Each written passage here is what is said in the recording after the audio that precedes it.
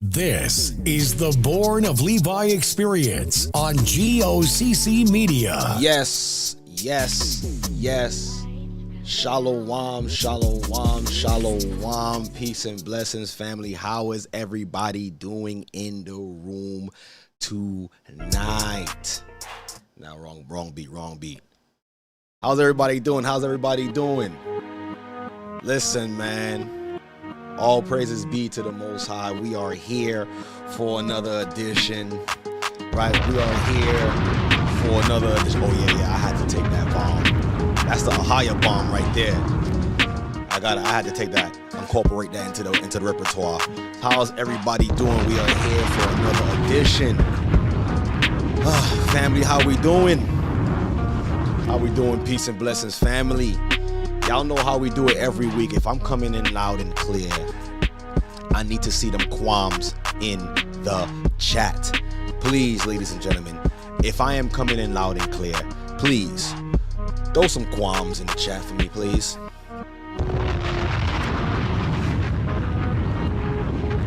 All right. I hope everybody is doing well. If you can, please hit that like button. Drive the traffic. If you can, share this content as well with your friends and family. If this is your first time on this channel, please do us a favor and hit the subscribe button, right?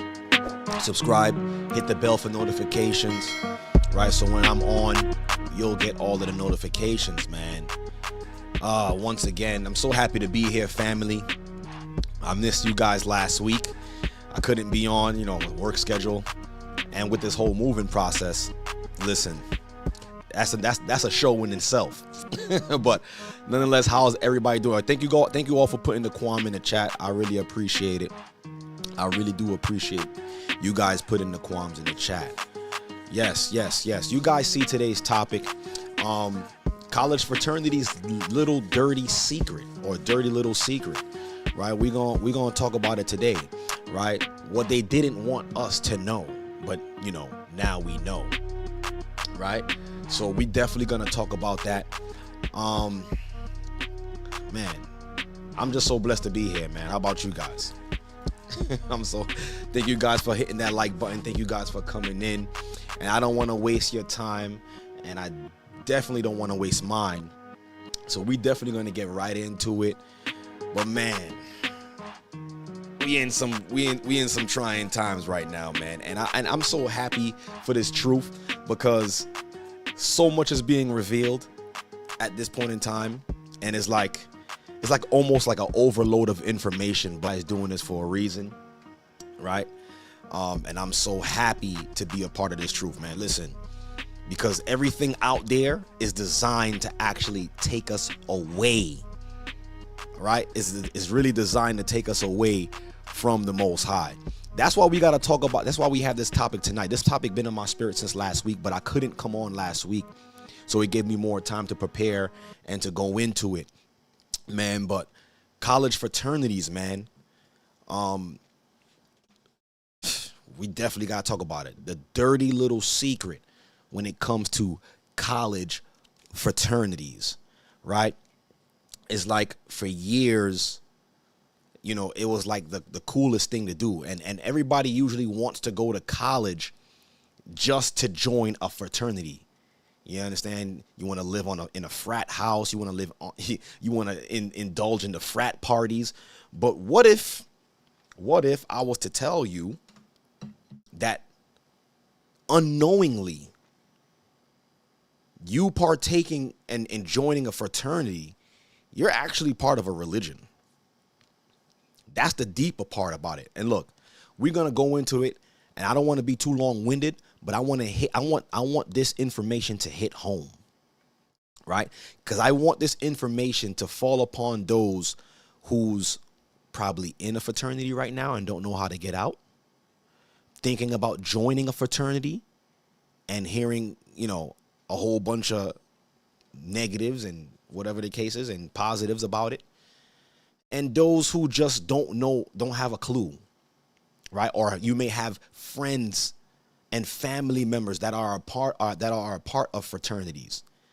And I don't know about y'all, but every time someone speaks about their college, they always rep their fraternity that they're a part of. They always do. But it's a reason why they do it. It's a religion. The same way how us being religious, we say praise the Most High after almost every sentence, giving the glory to the Father, right? It's like they have to do the same too, because not like I said, unknowing to them, they are a part of a religion. We got to call it what it is, right? And it's something about college, man. Something about college that really, I would like to say, destroy or uproots everything that a child was taught before he or she went into there. And I'm going to put out this disclaimer, right? I'm not by any means saying, don't enroll into college, don't go, because there are some benefits if you do go to college.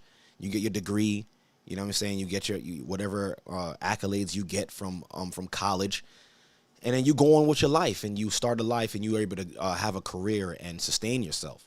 But there's a dark side to college that I also want to point out to the young and the impressionable, right? When you go into these institutions of learning, understand that these institutions of learning was never made to make you learn about the true and living God. It was always is there as a doorway into something else.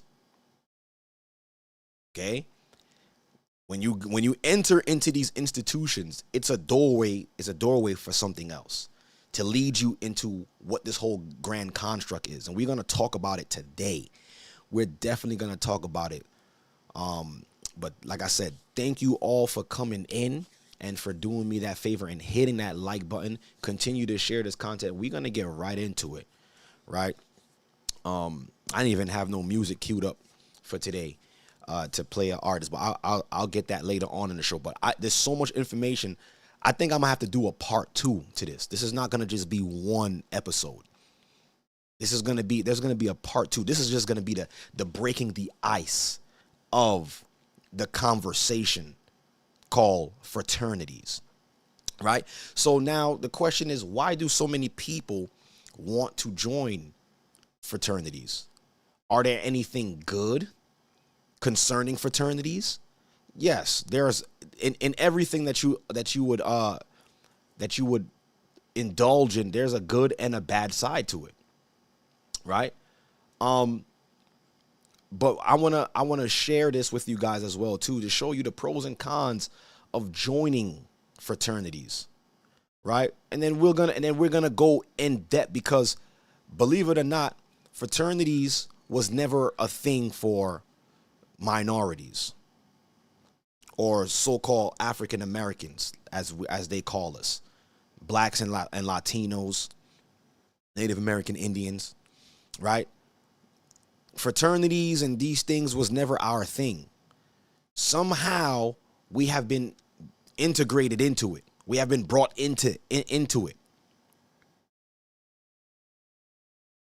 We've been sold a dream. We've been sold a lie.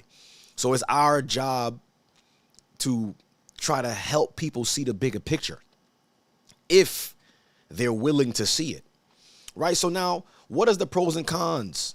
Or a matter of fact, I want to talk about the pros right now, because the reason why people join fraternities is for the good part of it, right?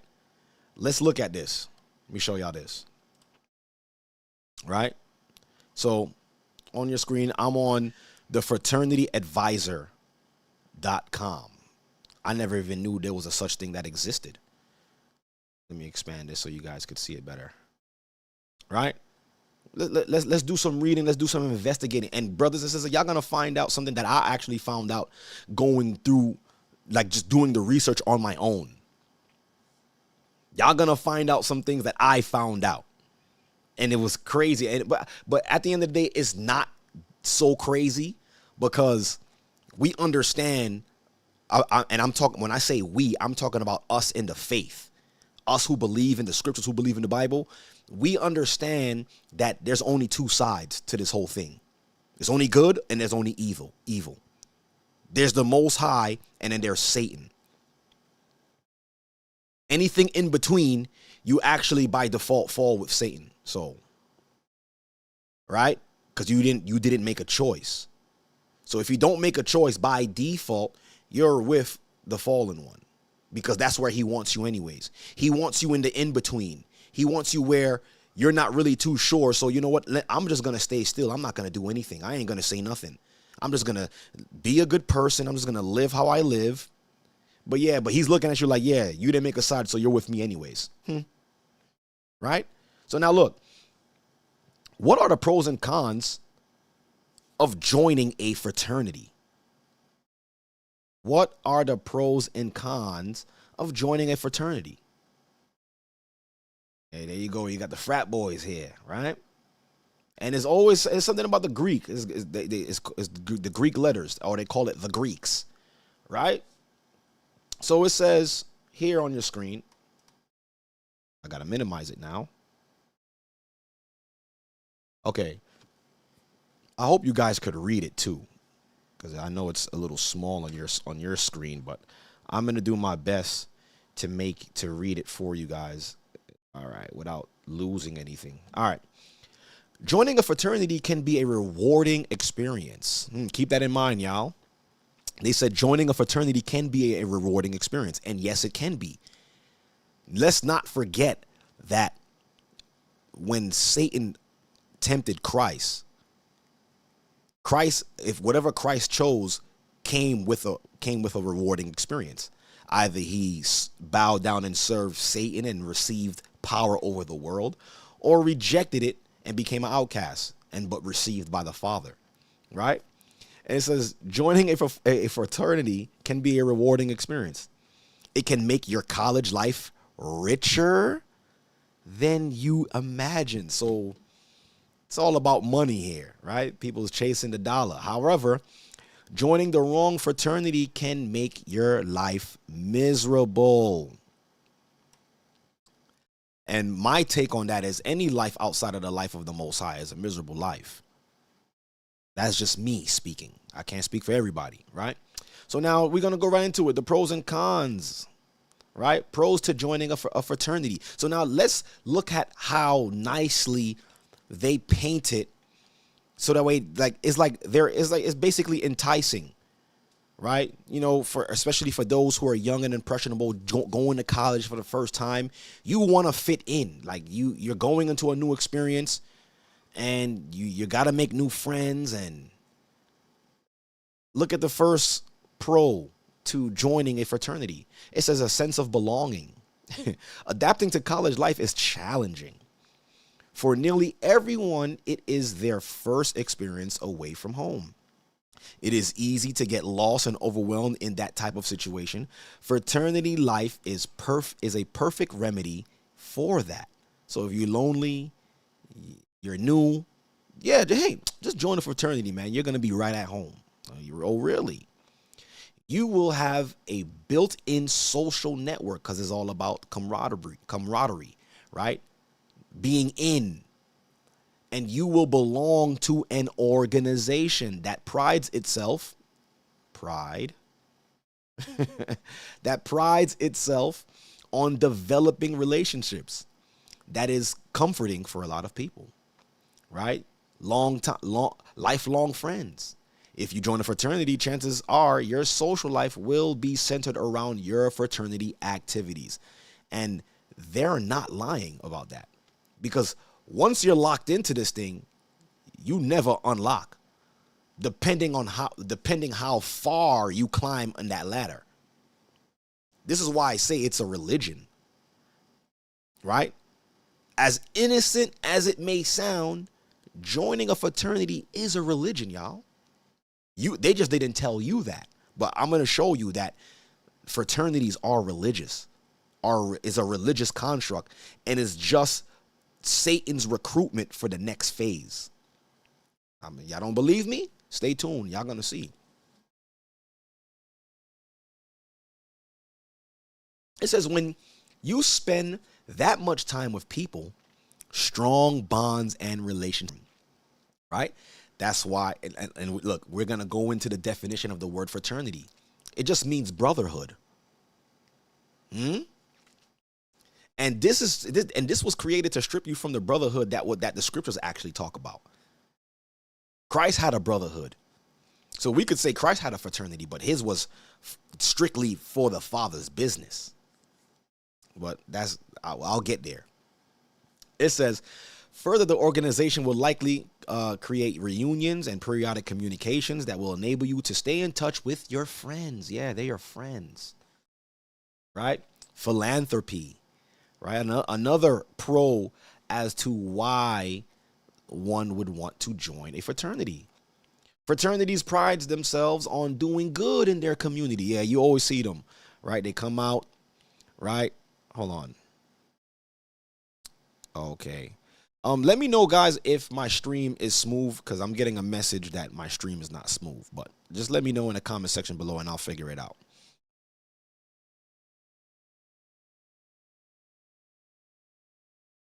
Right?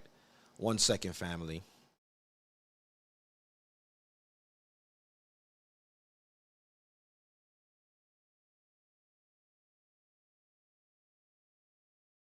Okay, well, everything is good on my end. But family, let me know if you guys, okay, it's buffering. Okay. Let me make sure my internet connection. Okay, some people saying it's good, saying it's buffering a bit. All right, well, everything on my end is green. Everything on my end is green. I don't know if it's the server itself. It could be, but we're going to push through, right? A lot of hesitation. Okay. I do apologize for that. But everything on my end is showing green. My network speed is good. Yeah, but I'm going to keep going. 1 second. Okay, I'll just keep going. You know, it says it's smooth, but the chat is off. I still see everything over here, but yeah, we're going to bring this information out anyways. And like I said, this is going to be a part two. There's going to be a part 2 to this anyways. It's going to be a part 2. Right? So I'll continue. Right? Philanthropy. Right? They pride themselves of being philanthropists in their neighborhoods, right? Fraternities pride themselves on doing good in their communities. The hours and monies donated is very impressive. So they get funding, right? Through donations, and people just that quote unquote really want to just help the community, right? Should you join a fraternity? You will be part of their community service with the alumni brothers, right? It says this will often lead to employment opportunities, and right, and this is why a lot of people do join fraternities, because once certain companies, for whatever reason, like these major corporations, they hear you came from a certain fraternity, it's like you're a shoo-in. But there's a reason why for that as well too. All of it is in cahoots, right? So that's why a lot of people want to get into these fraternities, because they basically get jobs handed to them once they know, or once these corporate entities find out that they are part of a certain fraternity, right? It says, however, the networking effect is much deeper than that. Greek life statistics show that there are a lot of fraternity men that are highly successful, right? Okay, highly successful. I wanted to highlight that. So a lot of the men who join fraternity become highly successful. I wonder why, right? Let's see. Being able to do more because of pooled resources, right? Right? You will have to pay dues to join a fraternity. However, those dues will be put to good use, right? What else they got? Leadership opportunities, right? Who doesn't want to be a leader, right? You get to meet people, a sense of pride. They keep saying that over and over. They keep saying a sense of pride, right? This is hard to explain, but it is something that is real. The sense of pride you have from belonging to a fraternity is a definite confident boost. It helps your self-esteem and it helps your self-worth, yada, yada, yada. Athletics, right? Making memories. What else? Housing, right? But there's a lot of, so that's the pros of why you should join. And there got some cons about it, right? Cost, time commitment, right? Living conditions. Look at this one. I read this one earlier. And I'm like, It says shrinking your friendship circle. I wonder why. Is it because there's a lot of secrecy going on? I don't know. Because of the time commitments I just described, it will become challenging to keep friends outside the circle of your fraternity world. That sounds kind of cultish, doesn't it? It says you will definitely meet a lot of people. However, you won't have the time to invest in those relationships because chances are you will be spending most of your time with the brothers in your chapter. Brotherhood. You need to realize going in that your friend universe will be centered around your fraternity. So it's like they drilling you like, yo, this is your new family. This is your new home, right? And it goes on and on and on, right? Hazing. We're going to talk about the hazing too, substance abuse. We're going to talk about that stuff. So we see they're pushing the narrative that, in order to be in a fraternity, your friendship circle has to be small. Matter of fact, the only friends you're going to have is the friends that's in your fraternity. Because you know why? Only they will understand what we do as a collective.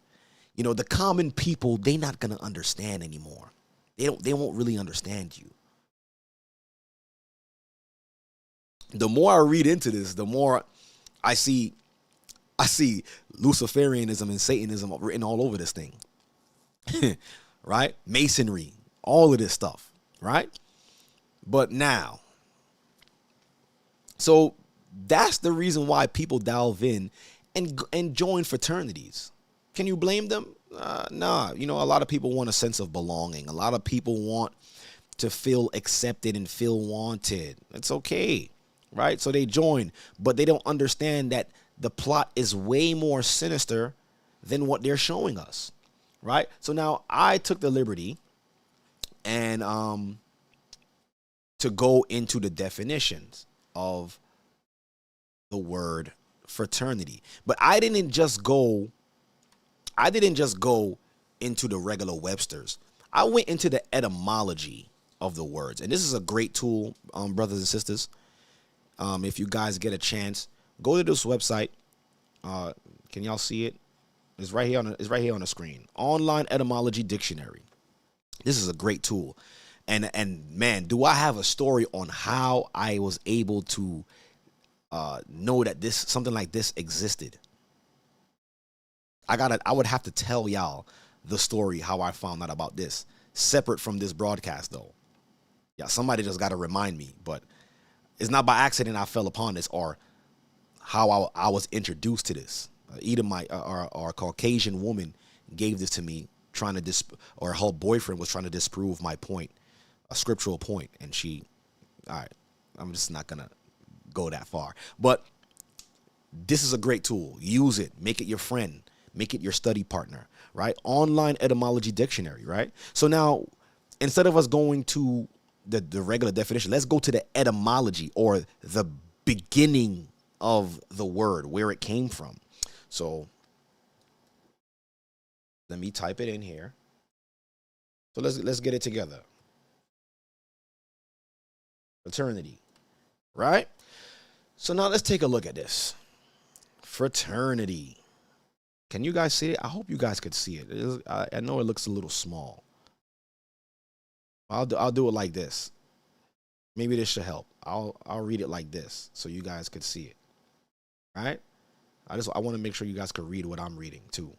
Right? All right. Fraternity. So the first known mention of the word is the early 14th century. Right? And look what it says. It says, excuse me, body of men associated. This thing is just crazy. I'm sorry. I'm trying to do it so you guys can read it. All right, here it goes. Fraternity, body of men associated by common interests. Right? So a group of men came together. We all have the same goal in mind. We have the same task in mind. So we're going to form this brotherhood, this fraternity, right? It says from Old French, and I'm going to say it in French, fraternité, right? 12th century. And from the Latin, I'm going to try to say it in the Latin, fraternitarium, right? Whatever. And it just basically just means brotherhood. Okay? Brotherhood. 1 second. Make sure, because I'm not seeing any comments coming through. Gotta make sure y'all still with me. Okay. All right. It says brotherhood, right? That's all it means. Brotherly, right? And it says, I want you guys to see this too. It says, meaning state or condition of being as brothers. It is from late. So now this is when it started to take root. It says is from late 15th century, right? College Greek letters, right?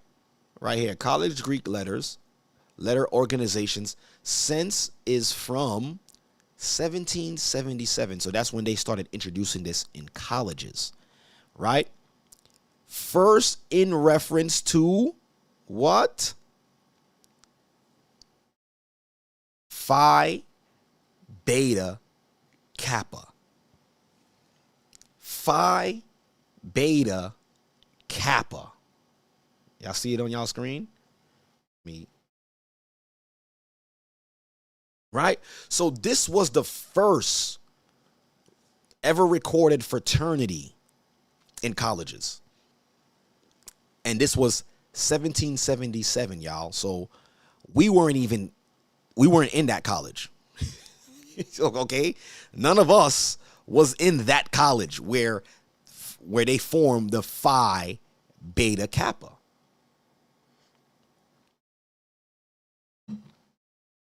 Stick with me, y'all. So we all know that these are Greek letters. And I like, I was just like, reading. And I want you guys to get a load of this.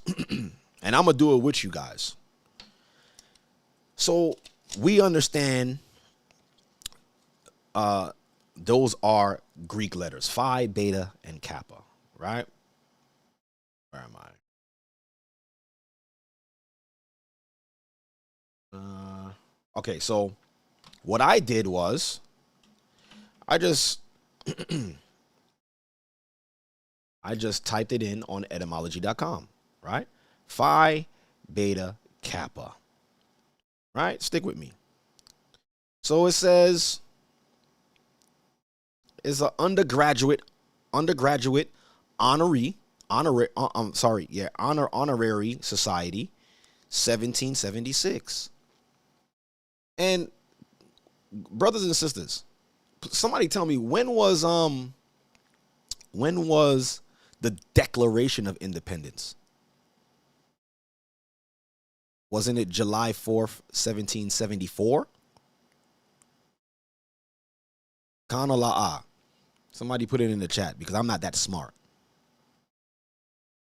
I believe it was 1774. So 2 years later, they came up with the Phi Beta Kappa, right? It says the Honorary Society, 1776, from initials of Greek philosophia. I'm not even going to attempt to pronounce these words. Philosophy, guide of life. That's what that word's supposed to mean, guide of life, right? So now, like I said, these are Greek letters. Where am I? Why is it not showing up here? When I want to show it, that's when I don't want to show up. So, all right, here's how we're going to do this. Let me go back.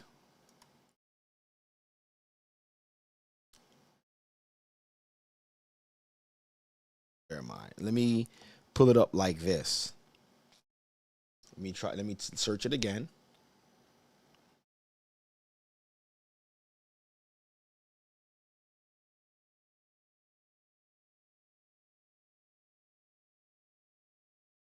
Okay, here, this is what I wanted, right?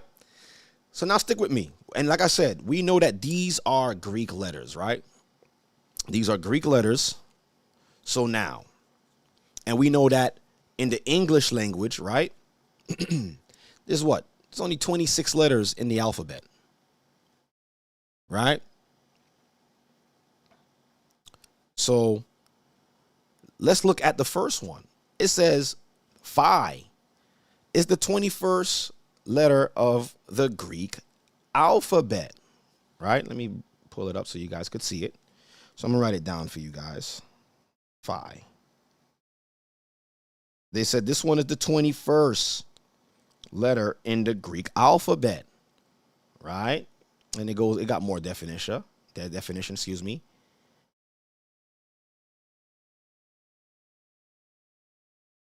Beta. Beta is the second. It says second letter of the Greek alphabet, right? And then we have Kappa. Kappa is the 10th letter in the Greek alphabet. So brothers and sisters, you know what's so crazy? I'm doing my studies and I'm reading that, right? And then I was like, you know what? Let me just add the numbers up. And it's like I'm saying, you can't make this stuff up.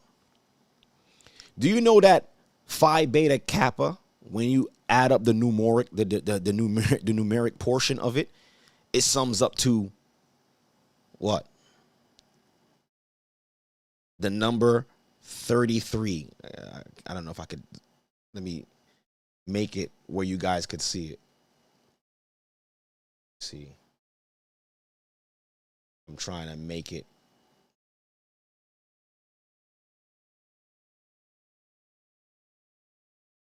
Maybe my light is too bright. I'm trying to focus in. Yeah, maybe my light is too bright because I'm trying to focus in on this thing. All right. So you have Phi right here. Phi is 21, is the 21st letter. Beta is the second letter. And Kappa is the 10th letter. And when you add up the numbers together, you get 33. 33 what? 33 what? My assumption, and I believe my assumption is more so fact than assumption. 33 degree what? 33 degrees of what? Masonry. It has been said, or legend has it, because all this stuff is shrouded in mystery, right? Legend has it that when one reaches the level 33, right, you become what's called a master mason, right, in their secret organization. But here it is, a college fraternity starts off with the name Phi Beta Kappa, which sums up to the number 33, right? Showing that this was the first part of anybody ever joining a fraternity. This is the first time, starting with this fraternity. So it was always only with men only, just to put it out there, right? So now, before I'm gonna come back to the etymology of words, but I want to show you this. Where am I? Right? Let's look at this. Like I said, we trying to figure out how this all happened, where this came from. Right? So,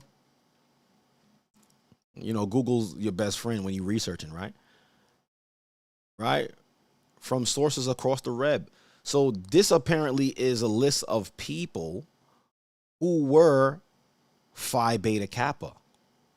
W.E.B. Du Bois, Mr. Bill Clinton, Jeff Bezos, right? The founder and CEO of Amazon, the billionaire, right? Well, we have a sister over here too, Condoleezza Rice. Y'all remember her, right? William Howard Taft. I don't even know who that is.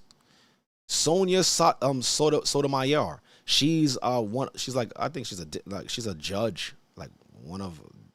She's a judge, but she's up there. She made it, and I'm surprised that they're now adding women into fraternities, and their fraternities is not even called fraternities; it's called sororities. Still in the same same vein. Peyton Manning. I didn't even notice until I did this research. I didn't even know Peyton Manning was Phi Beta Kappa. Benjamin Cardozo. There's a high school named after this fellow right here, in somewhere in Brooklyn, and it goes on and on and on again, right? So now, let's read this. I know I'm doing a lot of reading. I'm sorry, but I got to. You gotta set the stage. It says Phi Beta Kappa members are dynamic civil and business leaders. Right? These are those who shape the world. Right? They are from the background of these sororities, or these, fraternities, Phi Beta Kappa. This is like one of the top ones you could be a part of. Besides the other ones, like the secret society ones, like Skull and Bones from Yale University, and your president, let me not say y'all president, former President Bush was a Skull and Bones. Bush and Kerry, right? It says noted scientists and researchers, artists and athletes, activists, philanthropists, technology innovators, and trailblazers in all walks of life, regardless of discipline. I wonder why they use that word. I'm still learning too, guys. Regardless of discipline, all all Phi Beta Kappa members represent outstanding academic achievements in the liberal arts and sciences. I know why they make the major in science, falsely so called, and a commitment to the spirit. They just put it out there. And the commitment of the spirit of learning for all of life. So it's continual degrees. You're always learning, right? Solomon told us, beware of many books, to where there is no end. And here it is again, a blow up picture. Oh, even you got your girl here, Kerry Washington, actor and activist. I didn't know she was an activist, but they had her playing a harlot on that show. What was the name of that show she was on, where she was in love with two men, the president of the United States and some other guy. And the president of the United States was like this old guy, this old white guy. She was in love with him. That's the role that they made her play. That's the role that she got famous for. Kerry Washington, she was Phi Beta Kappa. Interesting. This sister too, Ellen. I don't know how to say her last name. Ellen Rawchaa, engineer and astronaut. Look, they got some well-renowned people. U.S. John Roberts, U.S. Supreme Court Justice. So these people are in position. Condoleezza Rice, U.S. Secretary of State, right? Franklin D. Roosevelt, U.S. President. This crazy guy right here, Samuel Clemens, he looks crazy, right? All these people are influential people in society, and they all have something in common. They all have something in common. They were all Phi Beta Kappa. 33 degrees. I'm just saying 33 degrees because the numeric portion of this word sums up to 33. I mean, I don't think that's by accident. No, I don't think that's coincidence. Do you guys think that's coincidence? I don't. Right? So let's continue. So we see that, they make these influential people, they pick them from these fraternities and sororities to be faces of people of renown in our society. Engineers, the so-called innovators, the talents all the people that we see on TV screens and the influencers, all of them have a part in the grand scheme of what they call the great architect, or what they call the so-called all-seeing eye, so-called.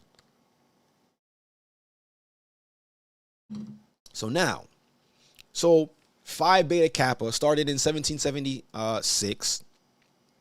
Mind you, black people was not a part of this. We had nothing to do with sorority fraternities.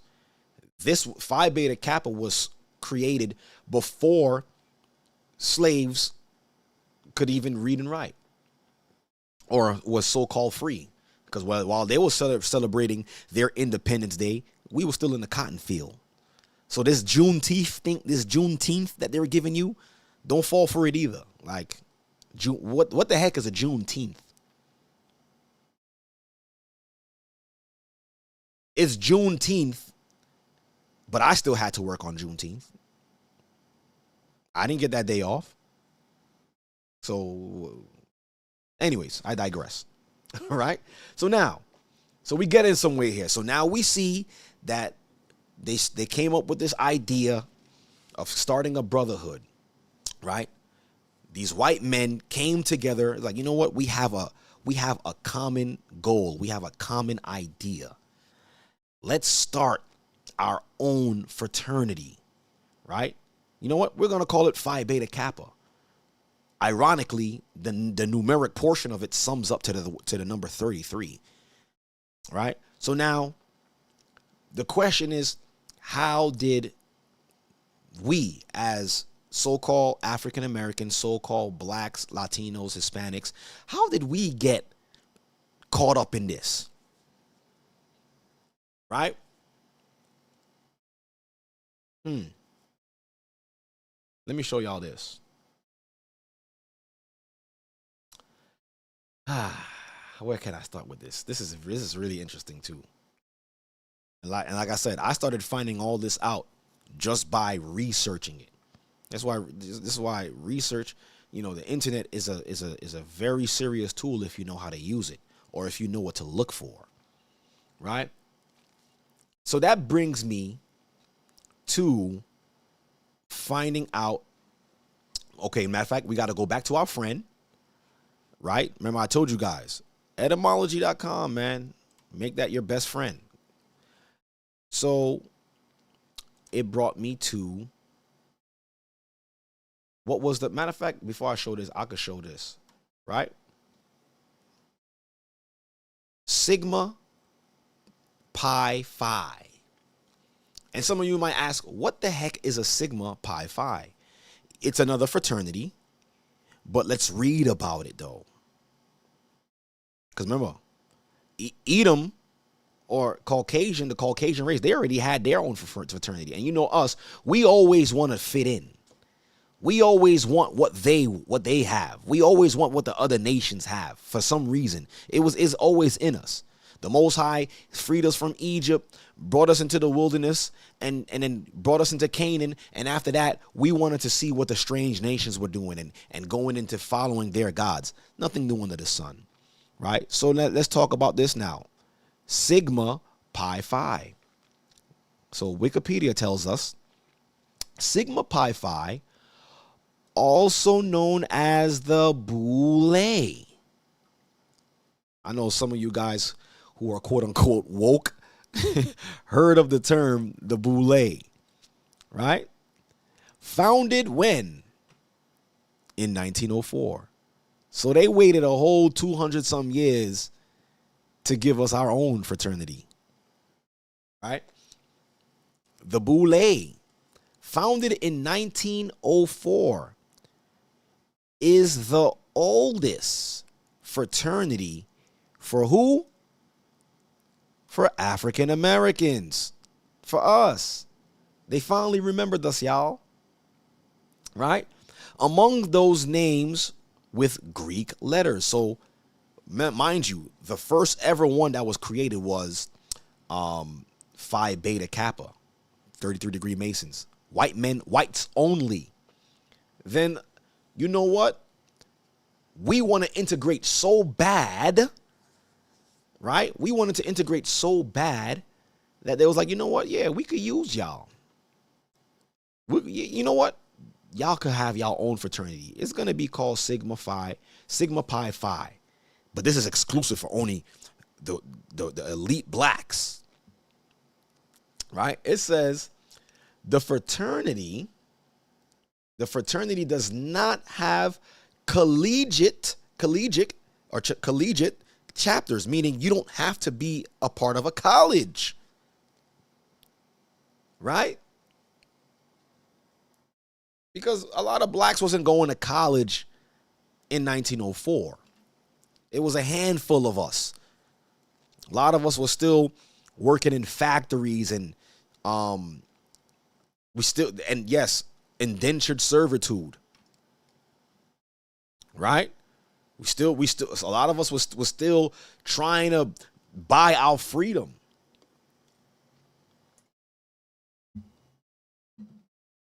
So they had to make it in a way where you didn't have to go to college to join this particular fraternity as an African American. It says the fraternity does not have a collegiate chapter and is designed for what? Professionals at mid-career or older. Sigma Pi Phi was founded in Philadelphia, Pennsylvania. The fraternity quickly established chapters, right, referred to as member boules, right, in Chicago, Illinois, then in Baltimore and in Maryland. The founders included 2 doctors, a dentist and a pharmacist. So these were the higher ups of our people. That's that, and look, that's how they separated. It's classism, right? Always remember that. When Sigma Pi Phi was founded, black professionals were not offered participation in the professional and cultural association organized by the white community. You see that?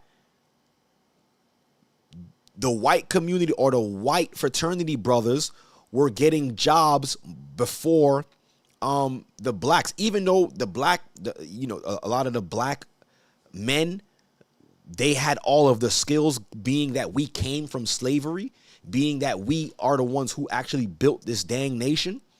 We had the skills of the trade, but the white man had the status because of their fraternities, right? And this is why it's important to join for these people is you got to get into a fraternity, because without that recognition, it's going to be hard for you to get a job. Look, it's right here. It's telling you. It said, when Sigma Pi Phi was founded, black professionals were not offered participation in the professional and cultural association organized by the white community. Sigma Pi Phi has over 5,000 members and 139 chapters, right? Let's go down. Okay, so these are the names of the members, right? Doctors and dentists, right? Membership. Okay, so it says membership in the Sigma Pi Phi is highly exclusive, numbering only 5,000. So only 5,000 people. So you got to be a part of the special elite of the blacks to be able to join this particular section of fraternity, right? The organization is known as the Boule, which means in ancient Greek, the consul. So they wanted to have their own consul outside of the white man's consul, which is okay, right? It also says here, founders as an organization for professionals. Sigma Pi Phi never established collegiate chapters, right? So you can't, there's no fraternity in the world or no college in the world you can go to join Sigma Pi Phi, which which I'm reading here. So I guess it's a separate type of invitation only to this particular fraternity, right? It says Sigma Pi Phi has historically had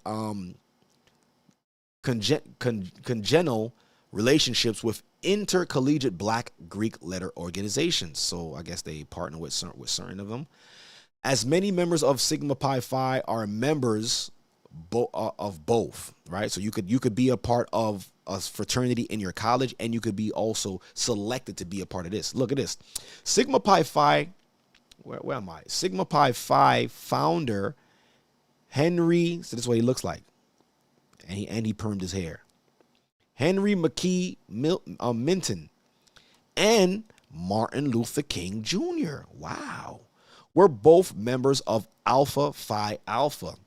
So Dr. Martin Luther King was also in a fraternity, Alpha Phi Alpha, right? They were part of the same, this man, Henry McKee Minton and Martin Luther King was part of the same fraternity. While Arthur Ashe was a member of Kappa Alpha Psi. Okay, I don't really want to keep reading this, right? But we see here, matter of fact, is there anything? James Weldon Johnson was a member of Phi Beta Sigma. So these are all other fraternities that black men were part of, but they climbed the ranks in their fraternity to be selected to be a part of Sigma Pi Phi with the higher elite blacks. Okay. So now let's go back to our best friend. Let's go back to our best friend, etymology.com, right? And let's let me read this. What's going on here? All right. So let's look up Sigma Pi Phi.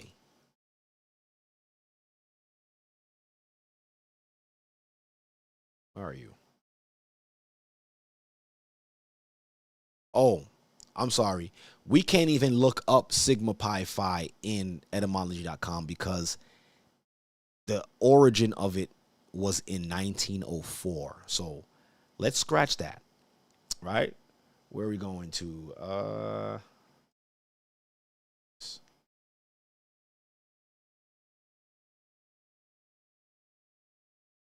Matter of fact, I'm going to play this video.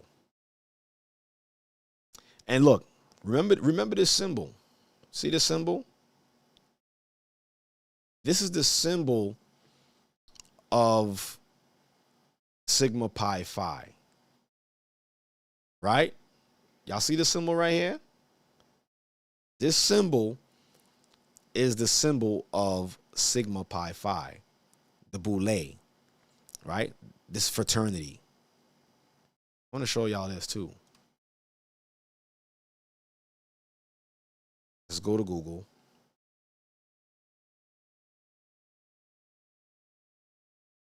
Look at this.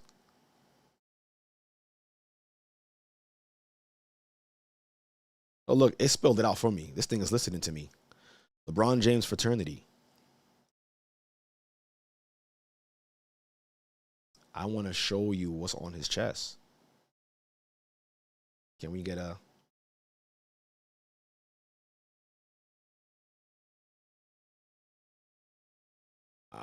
okay, so it's giving me a runaround. No, that's not what I wanted to do. Let's go back.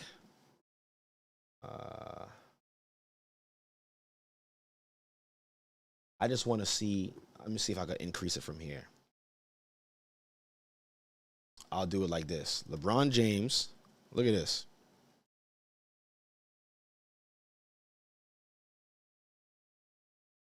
Tattoo.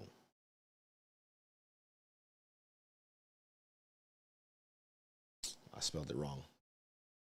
The T. Here it goes. LeBron James chest tattoo. Y'all see that? It's supposed to be, this looked like a griffin, right? It's supposed to be a mythological, quote unquote, mythological legendary creature, right? But we see the same, remember the Sigma Pi Phi, right? Y'all remember that? Now let's go back to Sigma Pi Phi. Same image on his chest. Remember I told you to remember that image, right? Let's go back to Google. And let's look up, where am I? Sigma.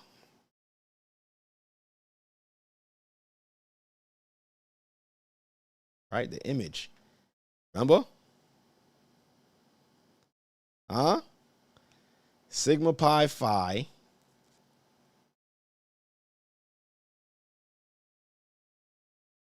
Am I crazy, or isn't it the same thing?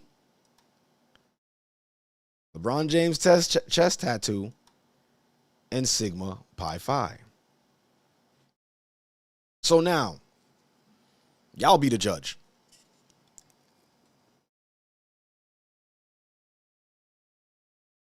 So now we're getting somewhere. Oh, we are getting somewhere. So we see, one second.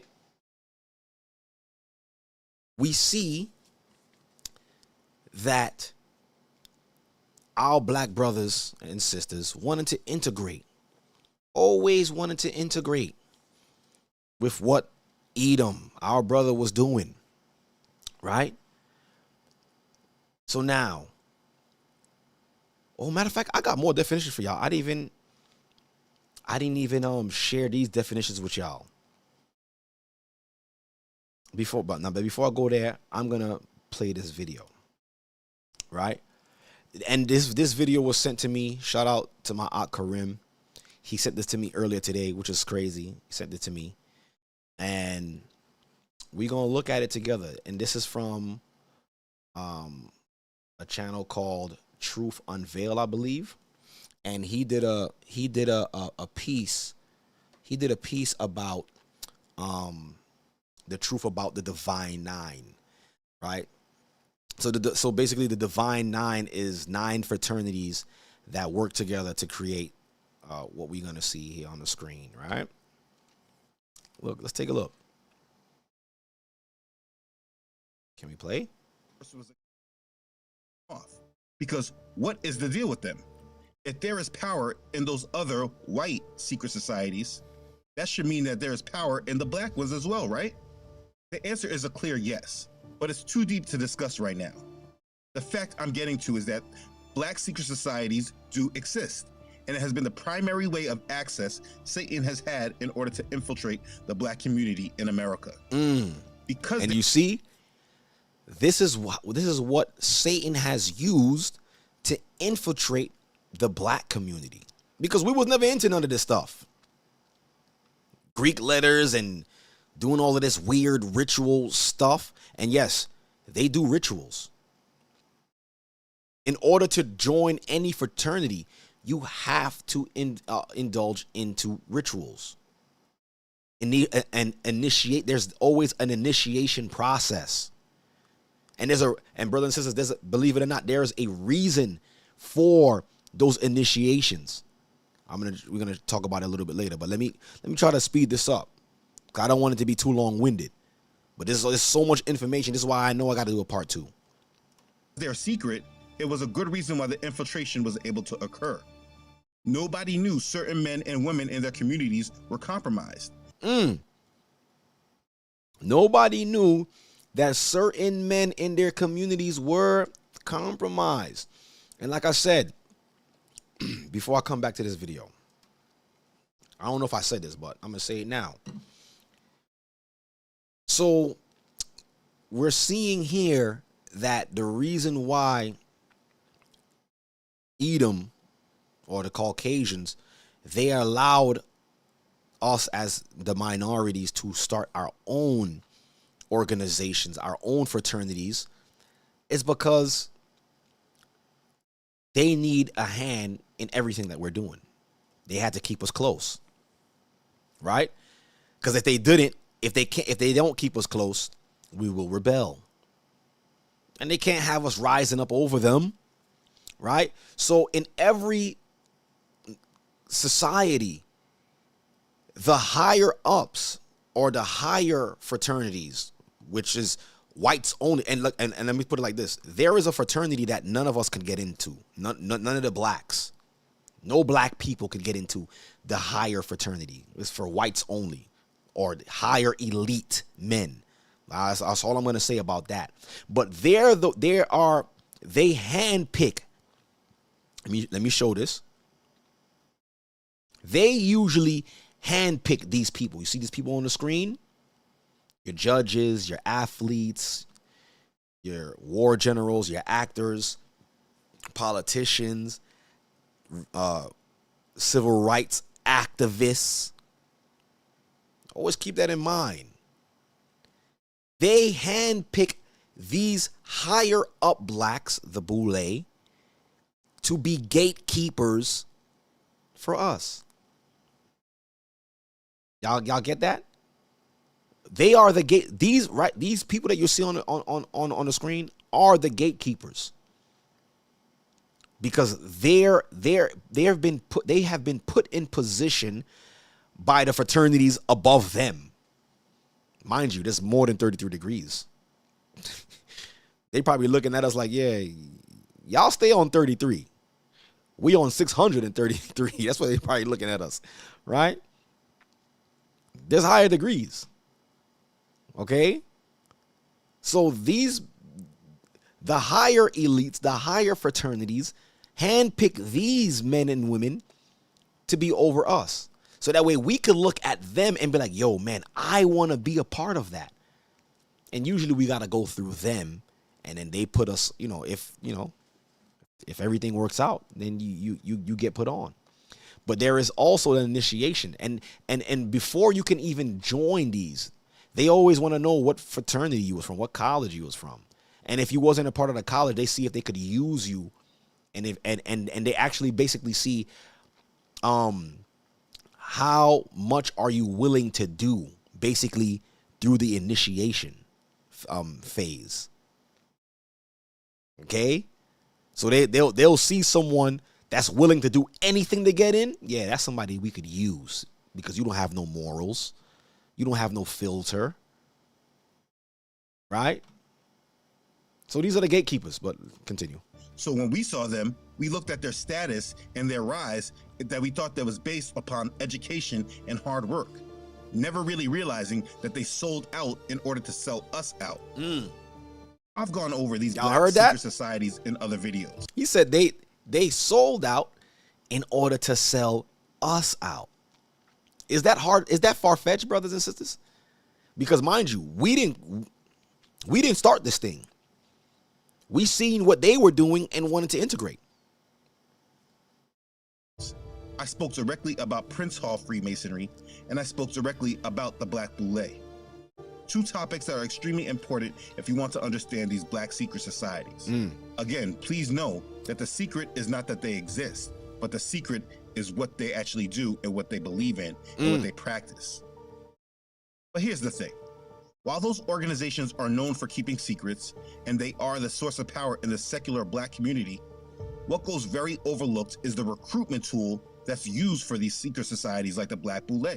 In the Black community, the majority of us know about these Black collegiate Greek fraternities and sororities. I'm talking about the Alphas, the AKAs, the Kappas, the Deltas, the Omegas, etc.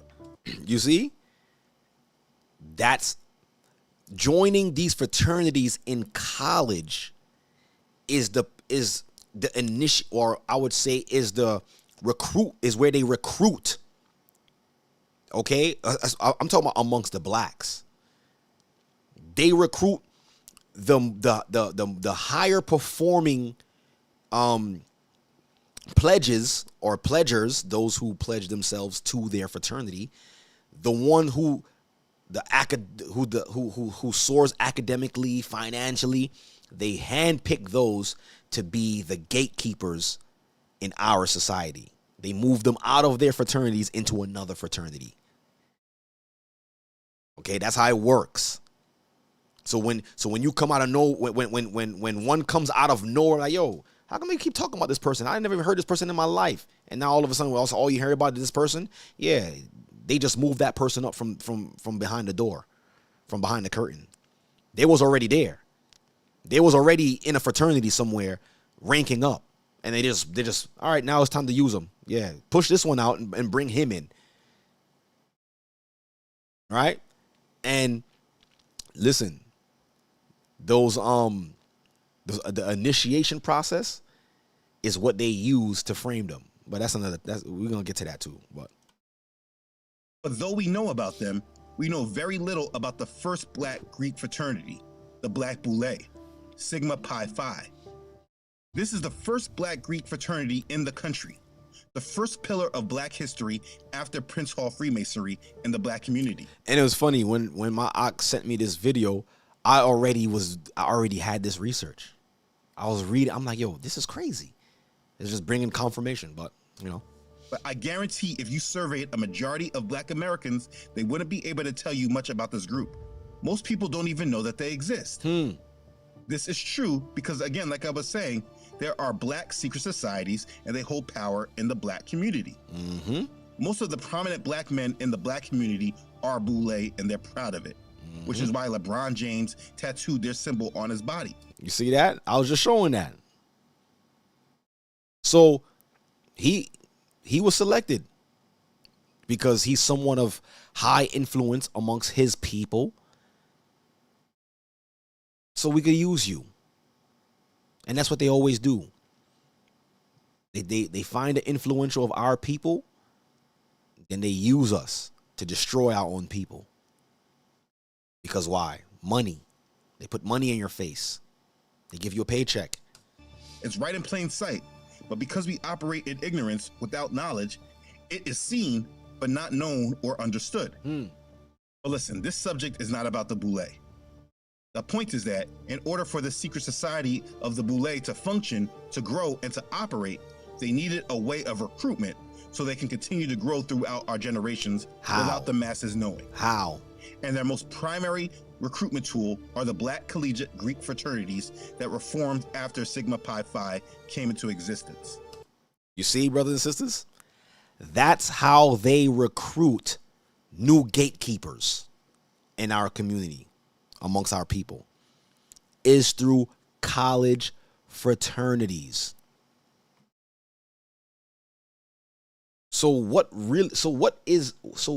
is really these college fraternities about? Huh? Is it really about philanthropy? Is it really about just wanting to fit in and making friends? Nah, it's deeper than that. You are being integrated into a religion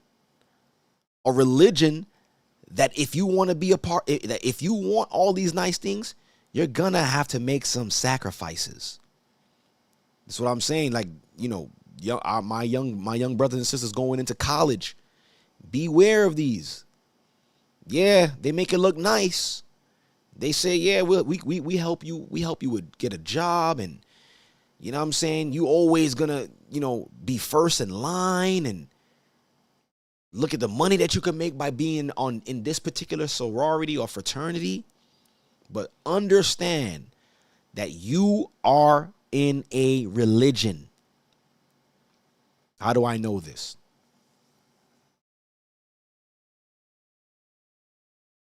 Look.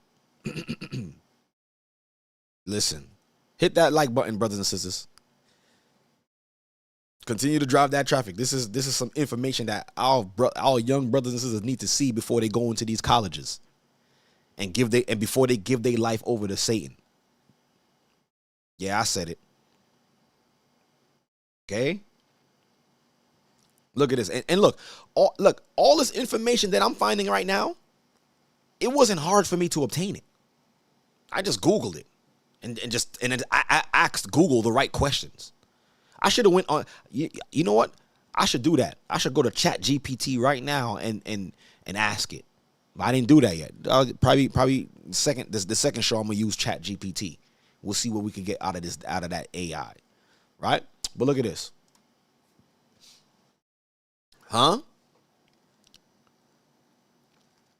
Fraternity initiation. So now the question is, why does somebody have to be initiated into a fraternity? There's a reason why. Look. What is it? Why it's important, and why people have a problem with it?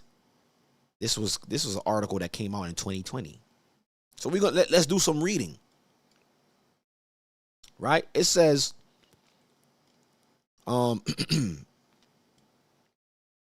it says one of the most exciting parts of the American college life is the Greek letter organizations, aka or also known as the fraternities, right?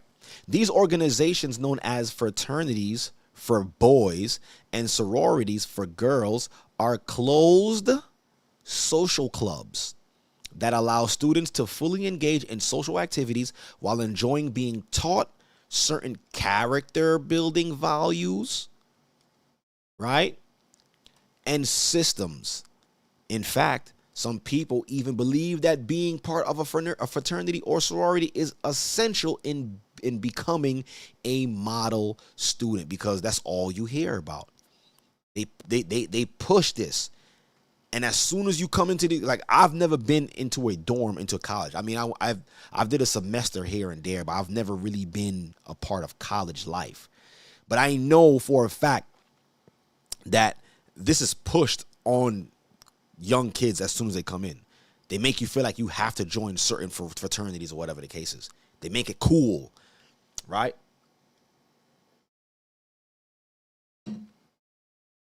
So look at this. Look at this. Look at this paragraph right here.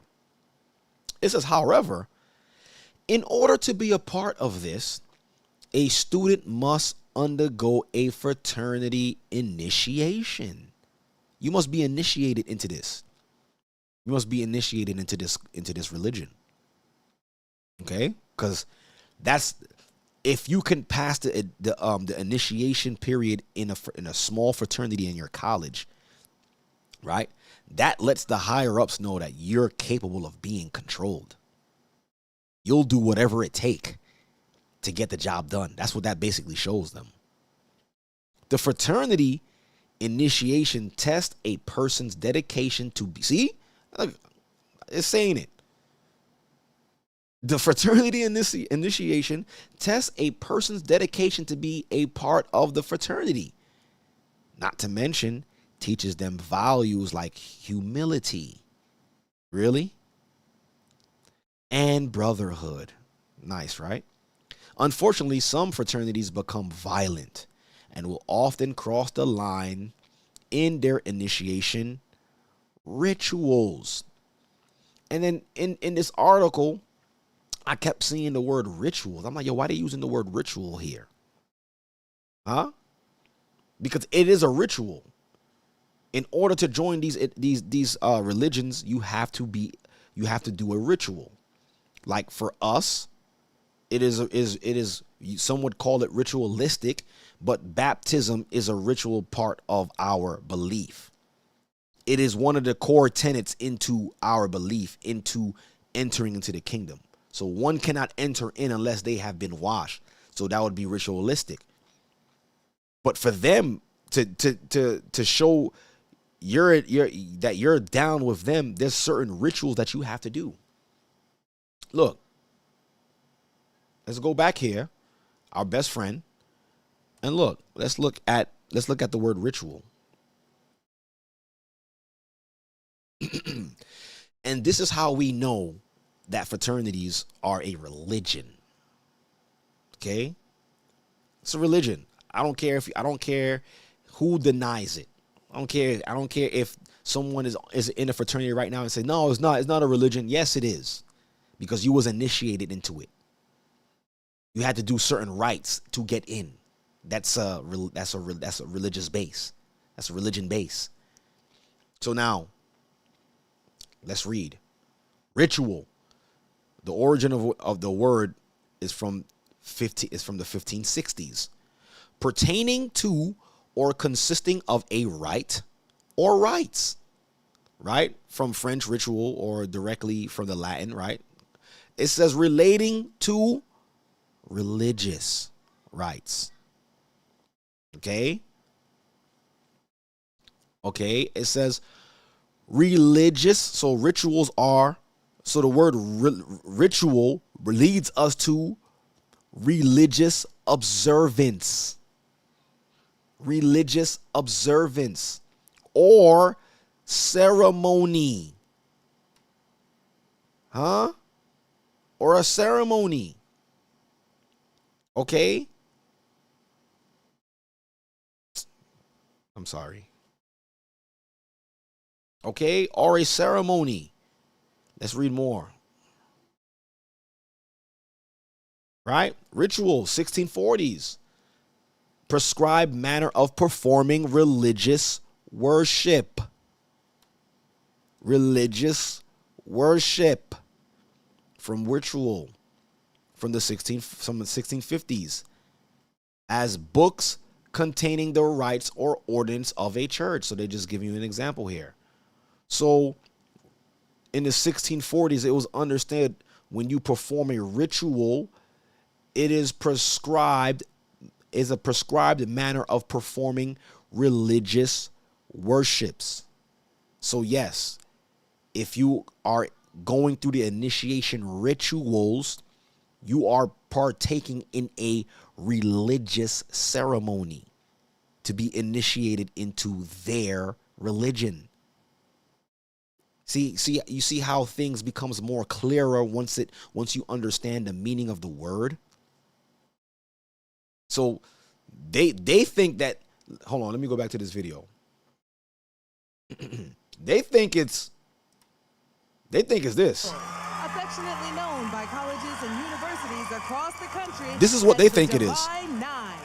The Divine Nine. They represent more than 100. They think it's all fun and games. Brotherhood and sisterhood. Brotherhood and sisterhood. History and legacy of service that stretches far. Fair use, y'all. I'm just using this for They are here. I'm just using this for educational purposes. We're doing a study and I'm using this piece for education. To celebrate the freedom of Juneteenth. The freedom of Juneteenth. You go ahead. So they think they're joining it just to be on stage to do this and have fun and step and all of this, right? Look at the hand symbols, gestures. Okay, for the life of me, I've never understood why they have to do all of this hooting and hollering and barking and all. Like, what does that have to do with? Like, what? Like, the man was just on his all fours barking. But I will still never understand why they do that, but I guess they're told to.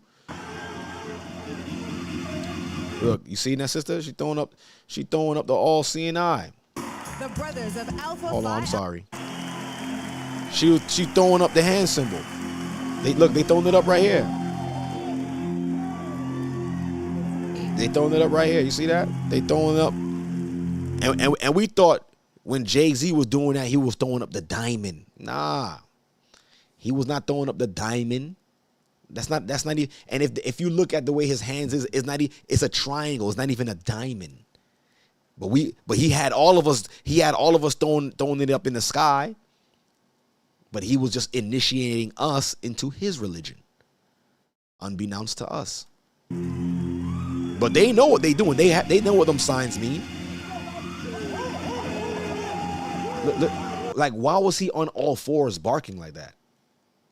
What? Look, see? There she go. You see that? Does that look like a diamond to you or a triangle? It's the all-seeing eye. Right? So it's a religion, man.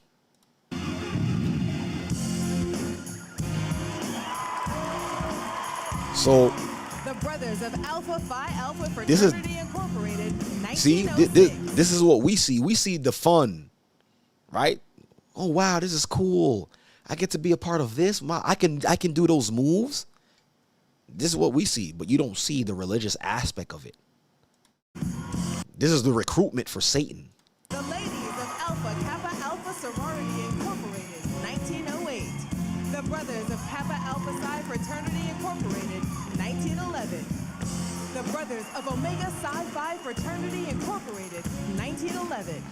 The ladies of Delta Sigma Theta Sorority Incorporated, 1913.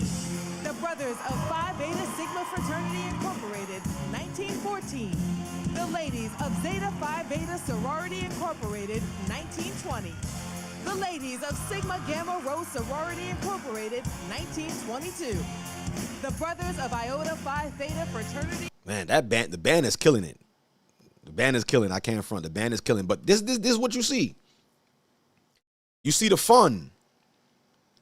Okay, you see the fun in what they're doing. Right? I'm sorry. You see the fun in what they're doing.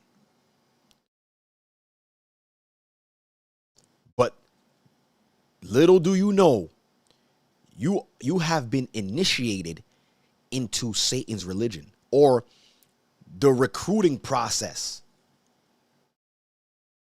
of Satan's religion.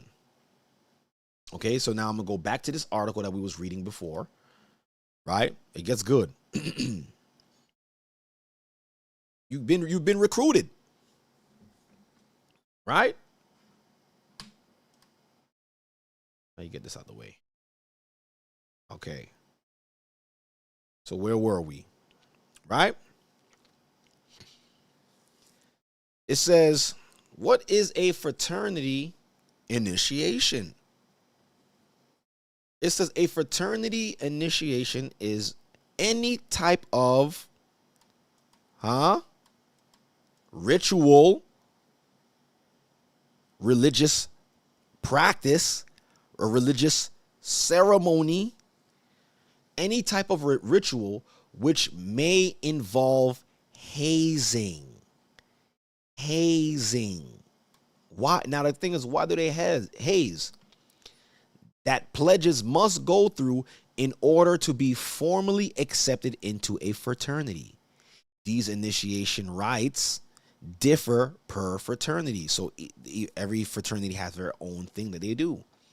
And while some can be goofy or highly, or look at this, or highly symbolic. Believe it or not, there's some of them in there who knows exactly what they're doing. And those are the ones who get selected to go to the next level, right? Some fraternities might take it a step further and involve what? Humiliation, psychological torture. Like, why would I want to be a part of something that's going to torture me psychologically, or even physical violence? But guess what? if you can go through any of these, the elites know you're somebody that can be used. Right? Again, right here. Most fraternities initiate rituals. See, most fraternity initiation rituals are kept secret, with only full-fledged members and pledges being initiated having access to details. Secrecy, right? Because if you could keep that a secret, now that just, once you pass those phases, that gives the higher ups, those who, when they select you out of these fraternities, that let them know that you can be trusted with secret information. That's why it's like a so-called quote unquote conspiracy when you talk about the black elites or the Boule or the Illuminati and all of these weird stuff. The secret is not that they exist. They don't care if the world know they exist. The secrecy is not letting out what they do in public. I'm sorry, in private, in closed doors. So this is they drill that in them from the lower stage or the entry stage, which is fraternities. Okay, there are plenty of whistleblowers who claim to be spilling the secrets of various fraternities, but naturally the fraternities in question will deny the claims and will often disavow their whistleblowing members. So they excommunicate them. Right? So now I got to do this again. I'll use our best friend. Let's look at the origin for the word hazing. Yeah, hazing is in here too. Hazing. Okay, it says hazing. Brutal initiation. Brutal initiation. So we're going to initiate you, but it's going to be done brutally. But I'm telling you guys, there's a reason why they do it like this. Right? They do it like this for two reasons. One, they know if you're willing to go through that initiation process, you're down with us. And not only that, it lets the higher ups know, like, okay, this one, he or she is willing to do whatever it takes to be where I'm at. So you know what? I could use that person. And two, the higher you go for the future for blackmail, they'll just pull up a random tape of you doing some weird, crazy stuff if you get out of line. They play it to the world. That's what it's used for. You go against their religion, here's the consequences, right? Brutal initiation. Act of abusing a newcomer. That's a known term. Act of abusing a newcomer. 1848, said to be a college word.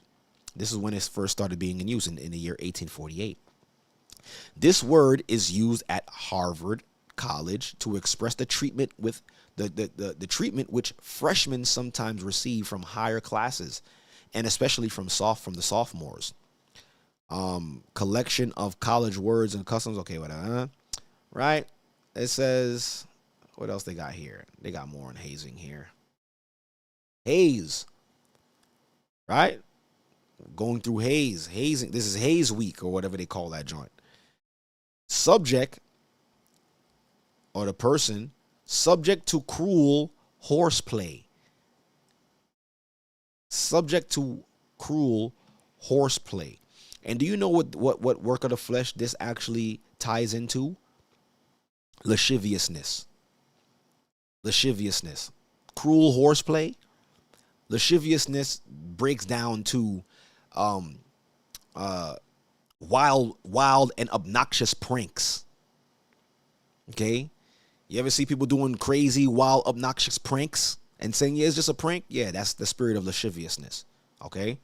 1850, American English student slang, right? So we see it's cruel horseplay pranks and brutal initiation. That's what hazing is.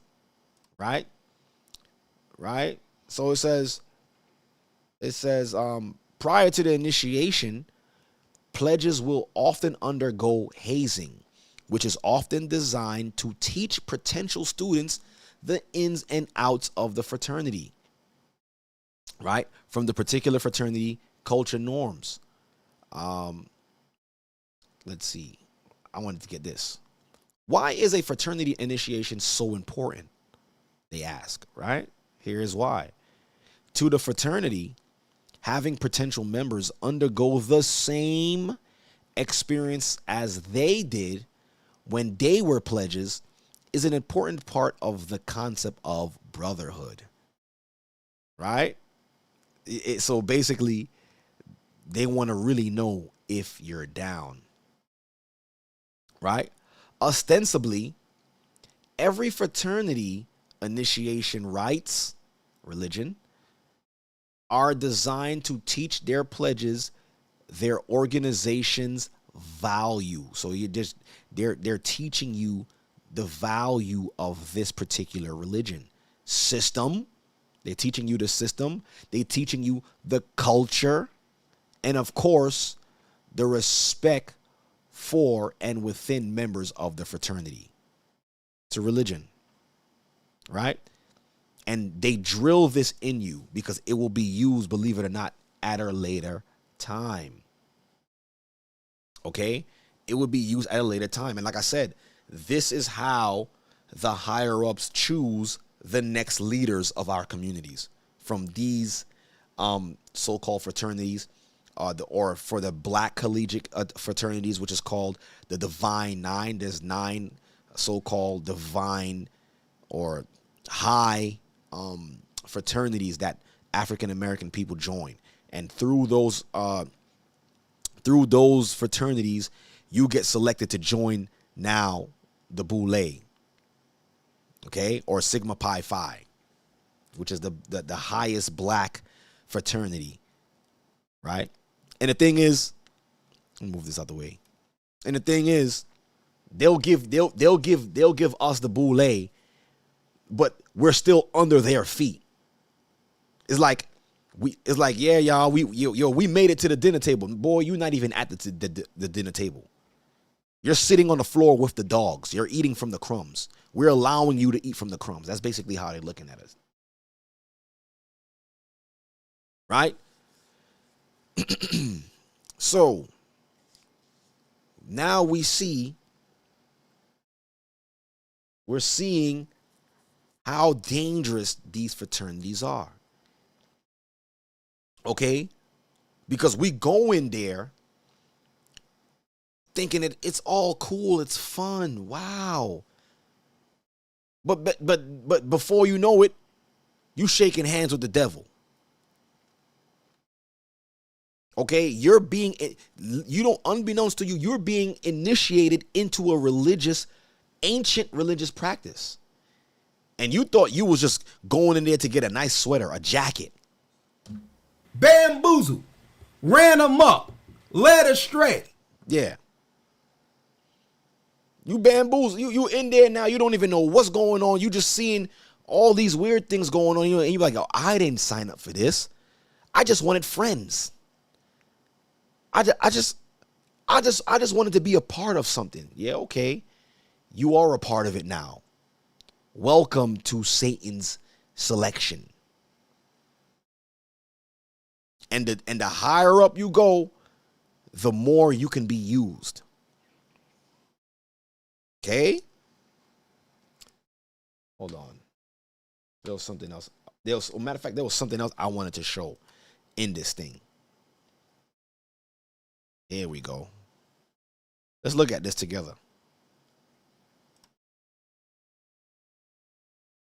One of the last videos I'm going to play. Right?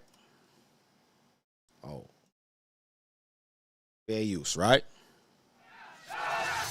Let's be honest. Aren't fraternities overrated? Y'all remember this movie, Animal House? So let's Classic. take a look at the fraternities that really fit the word frats. We'll leave out the explicitly ethnic, religious, and academic fraternities, and we'll try to remember that every fraternity at every college is different. Still, you know the stereotype. It's the type of place that chants nerds, nerds, nerds. Like a lot cooler than that. Where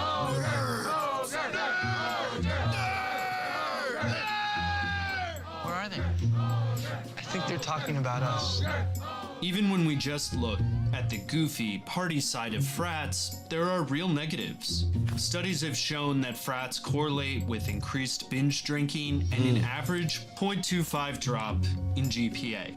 It's only once you look at the long history of fraternities that you understand why Greek life became a part of college life, and why it's unlikely to go away anytime soon. And you know, and as I was watching this and thinking about, because another thing about college, you know, frat parties and all of this stuff, people getting drunk, you know, a whole bunch of stuff has happening during these festive times in college, right? I'm like, yo, like, why is that a part of college life or the Greek life, or so to speak? You know what what they're training them to do or to understand? Do as thou wilt. That's what they're training them to do. Because they're just basically training them and letting them understand, like, yo, there's gonna be some circles you're gonna be involved in when you get if you get selected, right? And you're gonna see some strange things happening. But going through that process in college actually numbs them from experiencing it in other circles. That's just my theory on that. But here's Benjamin Franklin opening a Masonic lodge. See? Fraternal organizations in the United States, like the Freemasons, are actually key to understanding college fraternities. You know, that eye on his apron kind of looks like a mystical belly button. Early fraternity histories point to Phi Beta Kappa as the first we just went through that, Phi Beta Kappa. And see, look at this. That's known information, is out there. Phi Beta Kappa, which numeric numbers break down to 33, was the first fraternity ever recorded here in the States. Started by guess who? Not us. fraternity. So who's the real Founded gatekeepers? at William and Mary in Virginia. It was an honor society, and early fraternities were similarly academic. By 1825, 3 purely social fraternities at Union College in Schenectady formed. The college system had begun. The next year, a man named William Morgan was murdered. Morgan died mysteriously after threatening to expose Masonic secrets. This led to an entire political party, the Anti-Masonic Party, revolting against the Masons in America. Wow. It's less about the mysterious murder than the climate. Secret societies were a big deal, and people were kind of afraid of them. That included adult fraternities like the Masons, but also secret societies in colleges. Colleges preferred open celebrations of school, like this bucolic, only slightly violent, class day from the 1850s.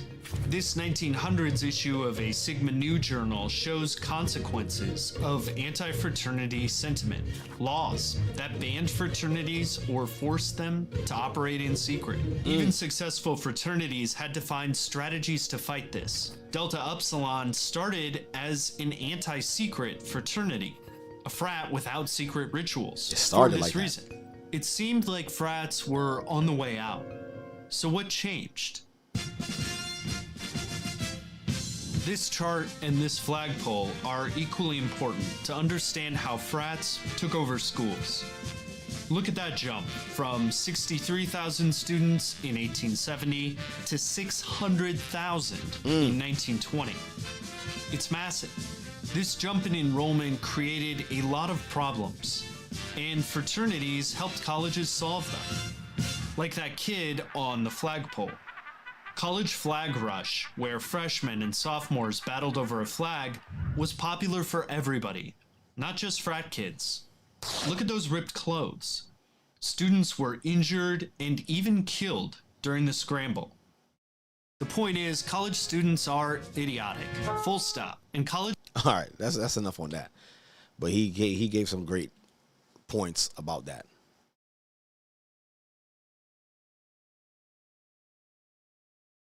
Okay, hold on. I got a message here.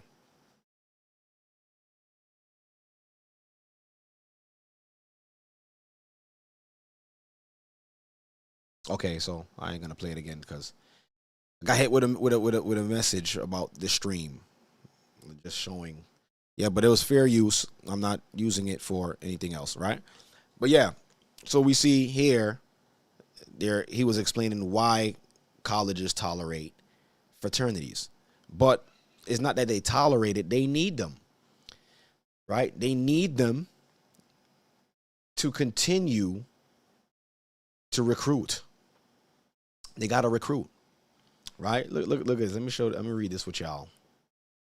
They have to recruit. And that's really part of their dirty little secret that they never wanted us to know. But listen, we here now and we understand.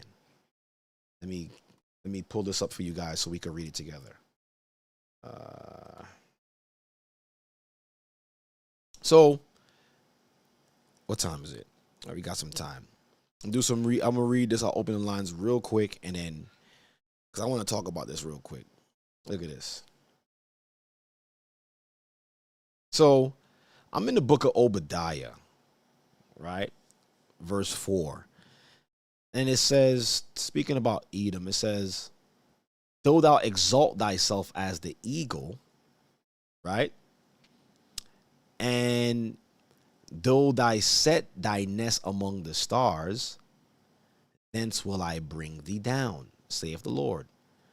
It says, if thieves came to thee, if robbers by night, how art thou cut off? Would they not have stolen till they have had enough? If the grape gatherers came to thee, would they not leave some grapes? So the most I was like, yo, at least if somebody comes and robs you, right, they don't take everything, right? They leave some, but not eat them. They come for everything. Now, this is what the Most High was asking. How are the things of Esau searched out? How are his hidden things sought up? Right? That's the question. Edom prides himself in secrecy to the point where it gets our people to be enticed. I'm like, yo, I want to know what he's dealing with. But I can show you what he's dealing with. And it ain't our God. Okay?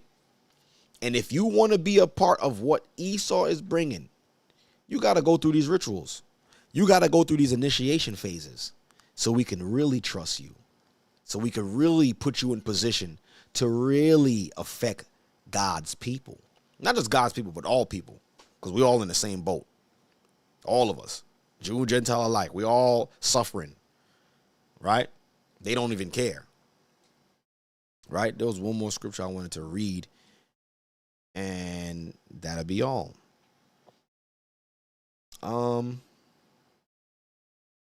Yes. Let me read this with you guys. Because we have to understand. Where am I? Right? We have to understand this stuff. We gotta try our best to shield the next generation from making a grave mistake. Like I said, they make it look so nice. They make it seem like it's something that you got to be a part of and it's harmless. Is it really harmless, y'all? Huh? Okay. So now I'm in Did I put it on the screen? I didn't. All right, here it is. Let's read this.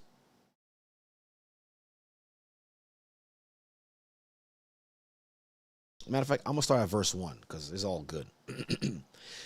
2 Thessalonians 2:1, it says, "Now we beseech you, brethren, by the name of our Lord Yeshua Christ," or who the world calls Jesus Christ, right? "And by our gathering together unto him, that ye be not soon shaken in mind," right? So it was always something it was always a conversation to always have our minds geared aright, right? Don't be looking over here. Don't be looking over there. Stick with what I'm giving you. And that's the thing. In these colleges were created to remove you or remove the thought of a God away from the minds of mankind. They give you these degrees because they want you to be puffed up. The scripture tells us knowledge puffeth up. So you understand what I'm saying? So it says that ye be not soon shaken in mind, or be troubled, neither by spirit, nor by word, nor by the letter, as from us, as that day of Christ is at hand. Right. We understand we gotta have a sound mind, right? We gotta be sober, understanding that Christ's return is at hand. We can't get caught up with what the enemy is doing. We can't get caught up trying to be seen, trying to be where they at, because where they at is a religion. Freemasonry is the religion of the world powers. They're not going to tell you that, but that's their religion. It says, "Let no man deceive you by any means, for that day shall not come except there come a falling away first." So the falling away has to happen, basically meaning a lot of people will fall into these snares. A lot of people will fall into the snare of being taken away from the Most High and going into so-called high knowledge and learning these secret rites and rituals in these fraternities. A lot of people is getting caught up in that. "Except there be a falling away first, and that man of sin be revealed, the son of perdition." And what we're doing right now, we're revealing who he is, his game plan, how he initiates them into his religion. "Who opposeth and exalteth himself above all that is called God." And that's what they do. Remember, we was reading earlier. It kept saying fraternities help you have the pride in yourself. The pride. What did the Most High say about Satan, about Lucifer? "For the pride in thee is why ye fell." There was pride that was found in Lucifer. That's why he fell. But they want you to join these fraternities and to pride yourself, to boast yourself above the Most High, because he didn't give you that knowledge. This fraternity gave you that knowledge. "Who opposeth and exalteth himself above all that is called God, or that is worship, so that he as God sitteth in the temple of God, showing himself that he is God." That's what and that's what these fraternities will lead you to understand. All of the initiation you went through, the initiation rituals you went through in college, and all of the steps you took to get to this point, now we're going to reveal to you who's your God.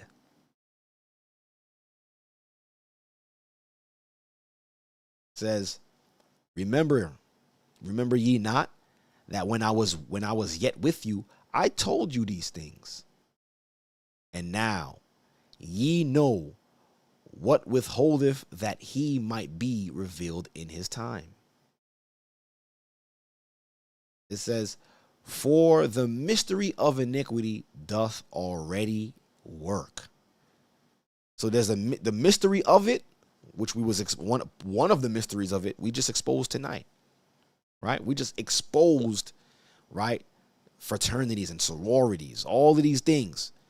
What is the true purpose of it? Is it really about getting a good job and landing a good job and being considered for a career choice? No. Philanthropy, working for your community. You don't have to join a fraternity to do community service. That's bogus. You could do that right now if you wanted to. Right? For the mystery of iniquity doth already work. Only he who now letteth will let, until he be taken out of the way. And then shall that wicked be revealed, whom the Lord shall consume with the spirit of his mouth, and shall destroy with the brightness of his coming. How is he consuming it with the spirit of his mouth? The Most High is using ministers to expose the works of darkness. And then when he comes, he will destroy it with the rest. That's what I'm talking about. Even him who's coming is after the work of Satan with all power and signs and lying wonders. So that's how they gain you. Lying, signs, and you could do this, you could get this. But yeah, you don't even know that you're being initiated into a religion. And with all deceivableness of unrighteousness in them that perish, because they receive not the love of the truth, that they might be saved, because they reject the Most High. They're learning this new information and it exalts this stuff above the Most High. The Bible, I don't need the Bible. It's all about this fraternity. Alpha, Beta, Kappa, Psi, Sigma, whatever, right? Because they receive not the love of the truth, that they might be saved. And for this cause, God shall send them strong delusion, that they should believe a lie. It's not my words, it's the scripture saying it. So don't believe the lie, brothers and sisters. Don't believe the hype. Okay? That's not the one I want to use. This is what I want to use. Don't believe the hype. All right? Fraternities, sororities, it's religious. It's a religion. And it's an initiation into Satan's religion. The world religion. The one world religion. The one world order. Under the all-seeing eye. Yeah, man. Listen, I hope y'all enjoyed tonight's broadcast, man, because I sure did. I was learning with y'all while going through some of this stuff. But listen, we got to expose this, man. You know what, real quick, I'm going to open up the lines, but there was a brother, I wanted my brother Yasana should have called. It seemed like he had something to say. It seemed like he probably was a part of a fraternity. But I actually really want people to call in that were part of a fraternity. If you was ever a part of a fraternity or a sorority, please call me and let's talk real quick, man. Right? 646-439-6959. Okay? The number is 646, right? 646-439-6959. If you ever was part of a fraternity or a sorority, please call. Okay, I got my first caller. All right. Let's do this. Let us do this. 1 second. All right. Peace and blessing. Shalom. 248 area code. Who am I speaking with? Shalom, this brother Yashanison. My what's going on? My man was quick on that trigger. That's what I'm talking about. My man was quick on that joint. Let's go. What's going on, Ak? Hey, shalom, not much, man. I just wanted to touch on everything that's been discussed. So, I was a part of a fraternity. I was part of Omega Psi Phi Fraternity Incorporated. You was part of what? But before I found what was it called? Omega Psi Phi. Is that one of the Divine Nines? Yes, Was it? those were the ones that was wearing the purple and that was barking. Wow. Oh, so you don't tell me you was one of them brothers that used to be barking on all fours. I did all of that. For real? All right, yo, wait, before we get into it, what is that even about, bro? Like, please tell the people. The people want to know what's that. Tell the people what's that about. Y'all all here barking. Well, you know the well, the Qs, man, they I guess the term would be like mascot is a bulldog because it represents tenacity, right? So, brothers just, kind of took that and ran with it. I think like back in the 70s, and they just kind of took that on. But really, it's putting on another spirit, right? It's really putting on another spirit. That's what it really is. Okay. All right. So tell me your experience, man. Let me know. All right, so I want to know, like, what were your thoughts when you was in the fraternity? Like, did you ever feel like there was something weird? Like, how high up did you get? Well, can you hear me? I can hear you loud and clear. Yeah. Okay. Kind of. Yeah, like in the Divine Nine, it's not really like hierarchy like how it is like in as far as degrees and things of that nature, like how it is in the Masonry. The Divine Nine is under the Masonry umbrella. So honestly, they do have positions like, you have the bosses, which would be like the president of the chapter and things of that nature. But it's really not set up like how Freemasonry is. It's still wicked, right? But they don't really, I would say from being in it, they don't really understand, let me say, we didn't really understand what we were really dealing with. Like you say, most people join fraternities and they, are just searching for brotherhood and or sisterhood, for sororities and things of that nature, but not realizing you're really serving another God. Right. And you see what's crazy? To be blunt with it. It was crazy. Just by reading, I was able to understand that. You know what I'm saying? And it's sad because our people just want to just be a part of something. Yes. Yeah. And, I remember like vividly when I first was, pledging and, I called a brother, an older brother, and, he was a pastor. And, I had told him, I said, can I just speak to you freely, man to man? And I told him like, I'm having conflicting thoughts about this because I grew up in the church. I didn't know the truth or anything like that, but I was just like, man, are we really supposed to be doing this? Like, can I just ask you as a man? And his excuse is that one of our founders was a bishop, so he looked at it as like it's an excuse to still deal with it, and I kind of just took that and ran with it. But that's how Satan does. You know what I mean? Like, they'll say that our fraternity is a Christian-based fraternity, but yet at the same time, you have Muslims in the fraternity, you have atheists in the fraternity, right?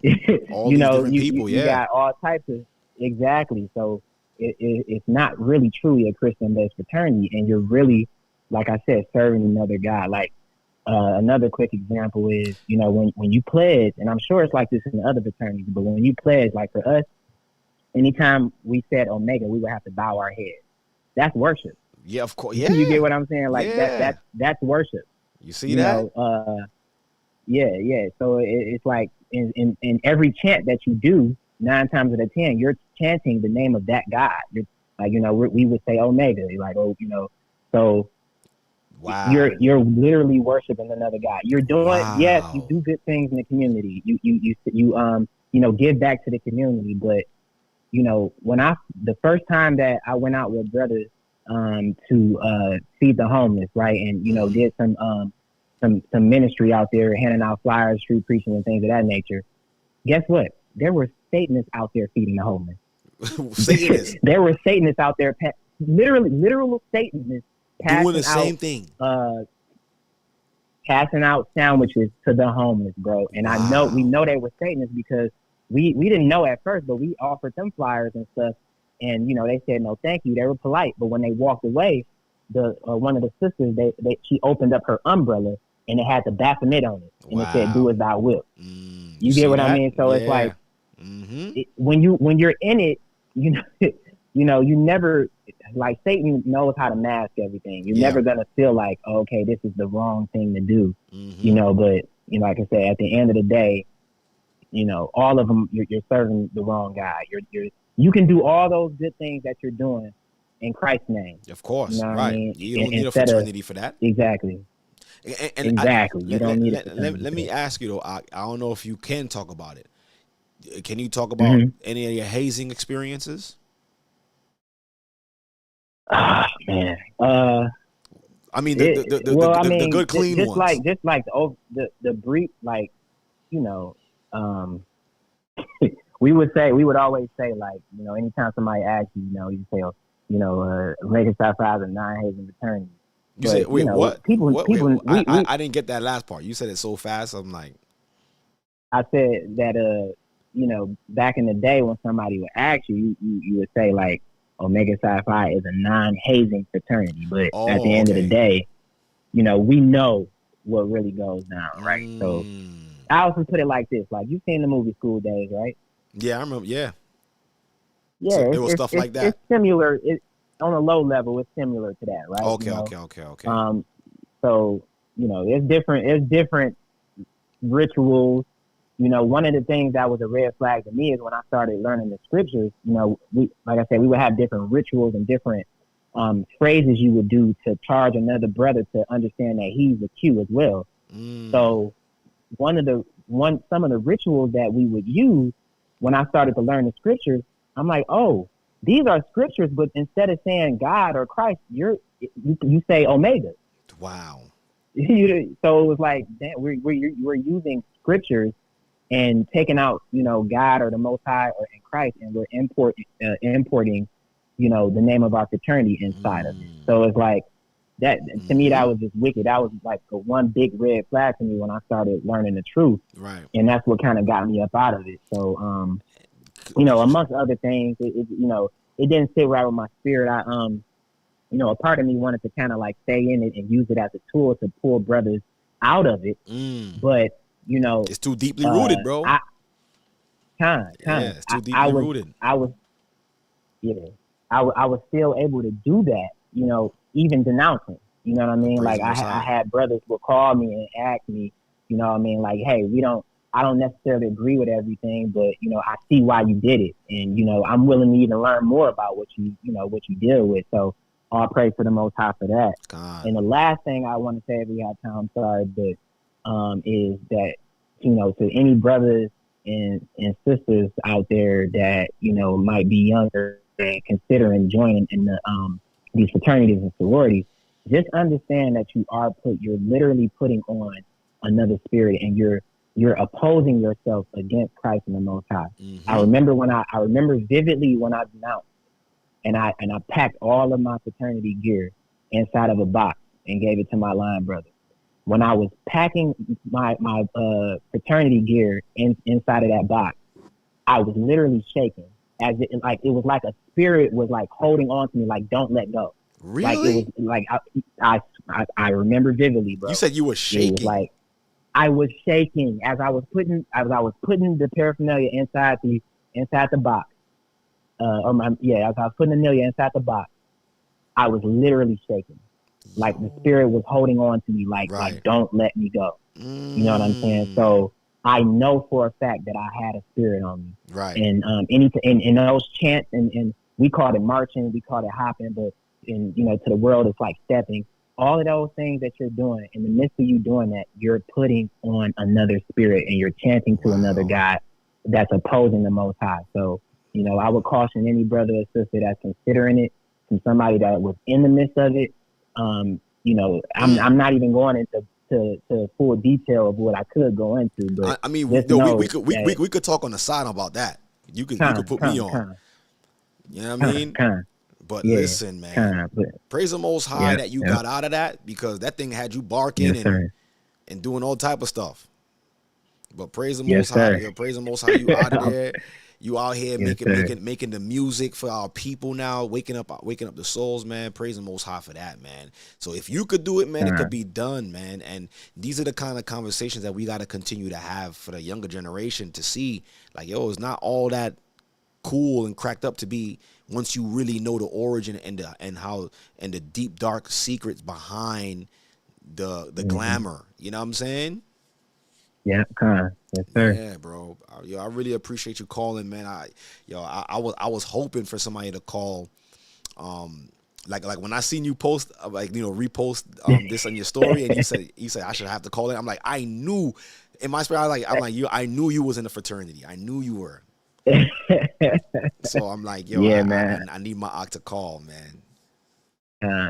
Hey, I prayed about it, and I'm like, yeah, I'm gonna go and call, give a little small testimony. So that's good, man. Appreciate you having me, Ock. Most High bless you and your family, and keep doing what you're doing, man. Shalom. Likewise, bro. We got to get up, bro.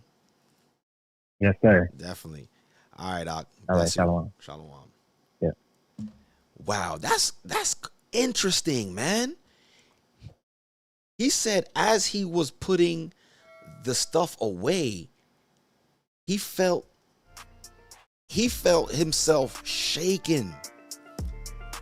That's how you know this thing is not to be played with, man. This thing is a real religious rite, man. It's a religious ritual, man. These things, you're really bringing in demons, man. So, brothers and sisters, please take heed, man. All my young brothers and sisters, man, please take heed. All right? Take heed, man. You don't want to be out there. You don't want to be caught up out there. Serving another god, man. Believe it, yes, you will be serving another god, man, but they're not telling you that. Where am I? Right? They're not telling you that. They're not gonna. This is what they're gonna. I don't know why I keep playing this. Matter of fact, I ain't playing no more videos because they already on my head top right now. Like they trying to come for the stream. But you know what I'm saying? You got to be very careful, brothers and sisters. Right? Oh, I got another call coming. I didn't even hear this joint ringing. Let's get this one. 1 second. Let me get this one.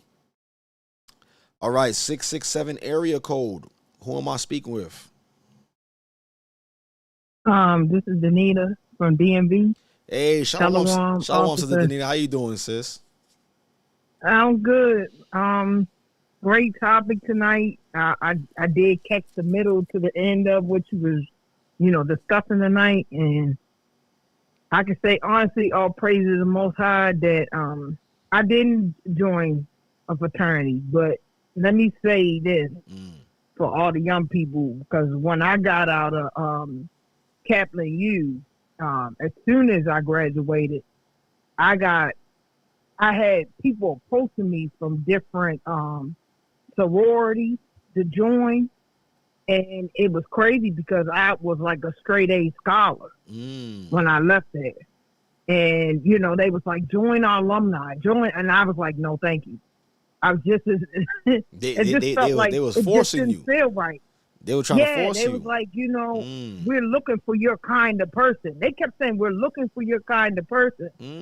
So it's crazy that I'm glad you did this broadcast, because I just recently this week got sent another letter from that same group that was harassing me when I was in my graduation, going for to apply for the alumni. And they was telling me they'll fly me out to California for a week to come to a secret society meeting.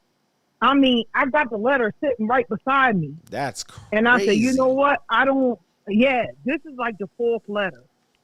So they literally followed me all the way, because I used to live in Baltimore City, but now I live in Columbia. And they literally followed me from house to house that I lived in, sending me different letters and telling me to join their honor society, join the alumni. They need my expertise. And I told them straight, I belong to the Most High. That's how you tell them. Go ahead. That's what you got to tell them straight. Sometimes you got to be straight with the devil. Like, you got to be straight with them. Get out of here. Listen, hey, I'm for the Most High. And the one sister was like, we need her. We need her. Wow. And it's so creepy, because when I got this last letter, they actually put tickets in here. What do you mean, plane for tickets? me to go to plane tickets to go to California to be there for the meeting this summer. And I'm about to burn this letter. I told my deacons at the church all that about it. They said that's from the pit of hell. Wow. So anybody, if you receive anything from these people, know that it's not from the Most High. God. Know that don't accept it. Don't take it. And it's so wicked because they're so adamant about getting certain people. Once they know how you think and how because I was a straight A student in my class. I was on the dean list the whole time I was there. Mm-hmm. So it's crazy that they just came after me like that. Because they do look for the certain scholars within the colleges. Yeah, you know what I mean. Yeah. Because if you were a scholar, you could be used in other circles. Exactly. And they offered me, they was like, we got a house for you and we know you're married. I never told these people none of my business. But like, we know you're married. We've been following you for 7 years. What? I'm so excited writing this. It's a 4-page letter with tickets. Listen, you better plead. I told my husband and everything. You better plead a higher Bashim Shiro Wakadash all over your house.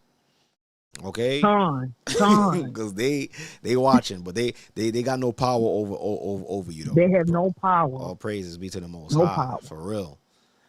Wow. I just want to share that with everybody. That's really interesting. What are the chances? Yes. Wow.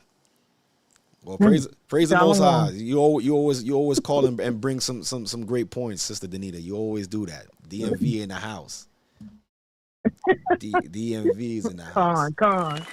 Praise the Most High. All right, Shalom, Sister, bless you. All right, Shalom. Yeah, there you go. Yo, listen, man. Listen, when the devil want you, man, he'd do anything in his power to get you. He offered the whole world to Christ. So, who are we? You know what I mean? He looking at us like, yeah, plane tickets should work.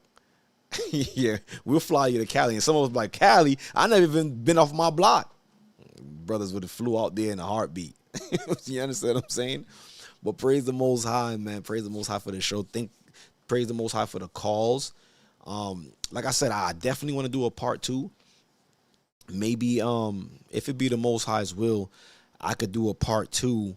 And we have like a roundtable discussion, right? Have a roundtable discussion of those who probably been in it, who was thinking about it, on the fence. You know what I mean? And make this a conversation, man. Hopefully we could free some people from the snares of the devil, man, because this is real, okay? It's a real religious apparatus that we're dealing with. Real religious apparatus that we're dealing with. Huh?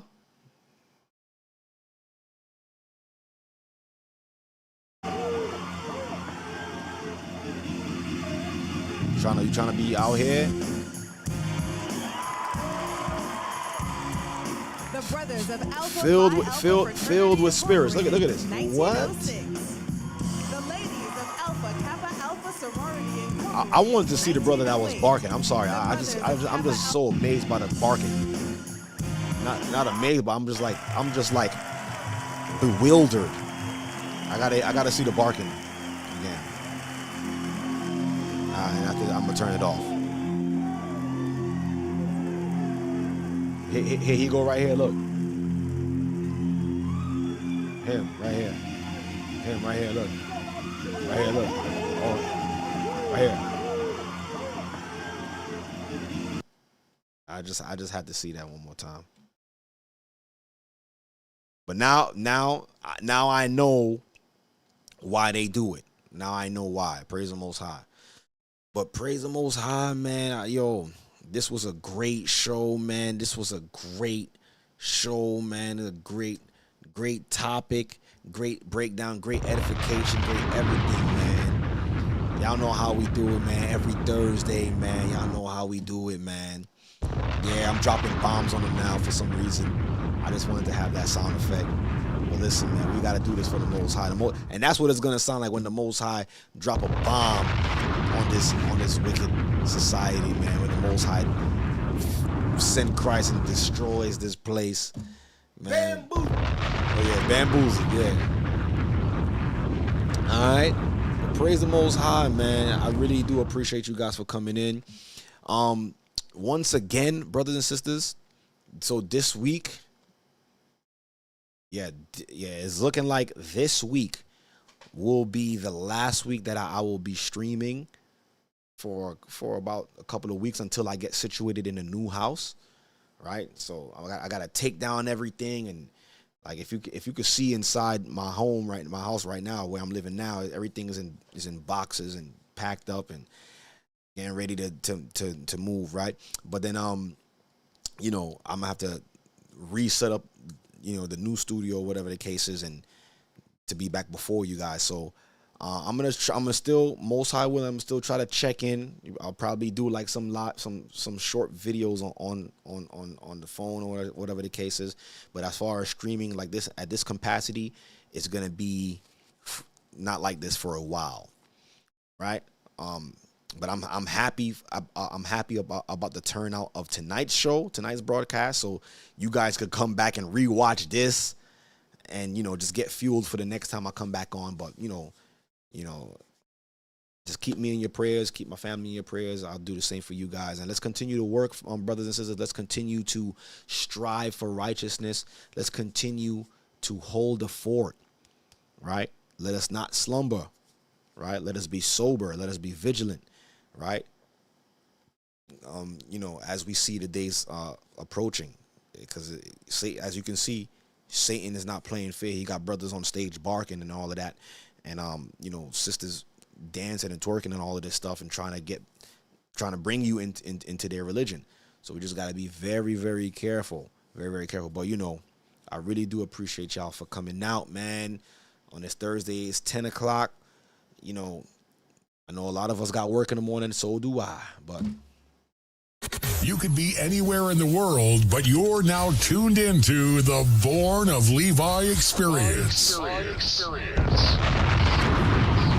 what a way to end it, to drop the bomb right after that, right? But like we do it every week, y'all know what time it is. So, Shalom. Peace and blessings, brothers and sisters. And like I said, if you're new to this platform, if you're new to this channel, please subscribe. There's so much more wealth of information that will be coming out. Yeah, and that's it. And, you know, I'm signing off. It's me, your brother, Deacon Hazak. Right? Signing off. Until next time. Stay prayed up, sin not. We gonna see Zion. I promise y'all. Right? Do the right thing, man. Do the right thing. Continue to do the right thing. It's all up here. Where? In the mind. It's in the mind. All right, brothers and sisters. Right? So I pray that you all enjoy the Sabbath coming up. Right? Get some rest. Tune into the elders. Or if you're at your local body, make sure you're congregating, man. Make sure you're laboring with your brothers and sisters. It's very important to do so. That's the real brotherhood and sisterhood right there. That's what these colleges is really trying to take you away from. But that's going to be for part 2. I'll talk about that in part 2. But shalom. Have a good night. Bless you all. Love you all. Shalom. Peace.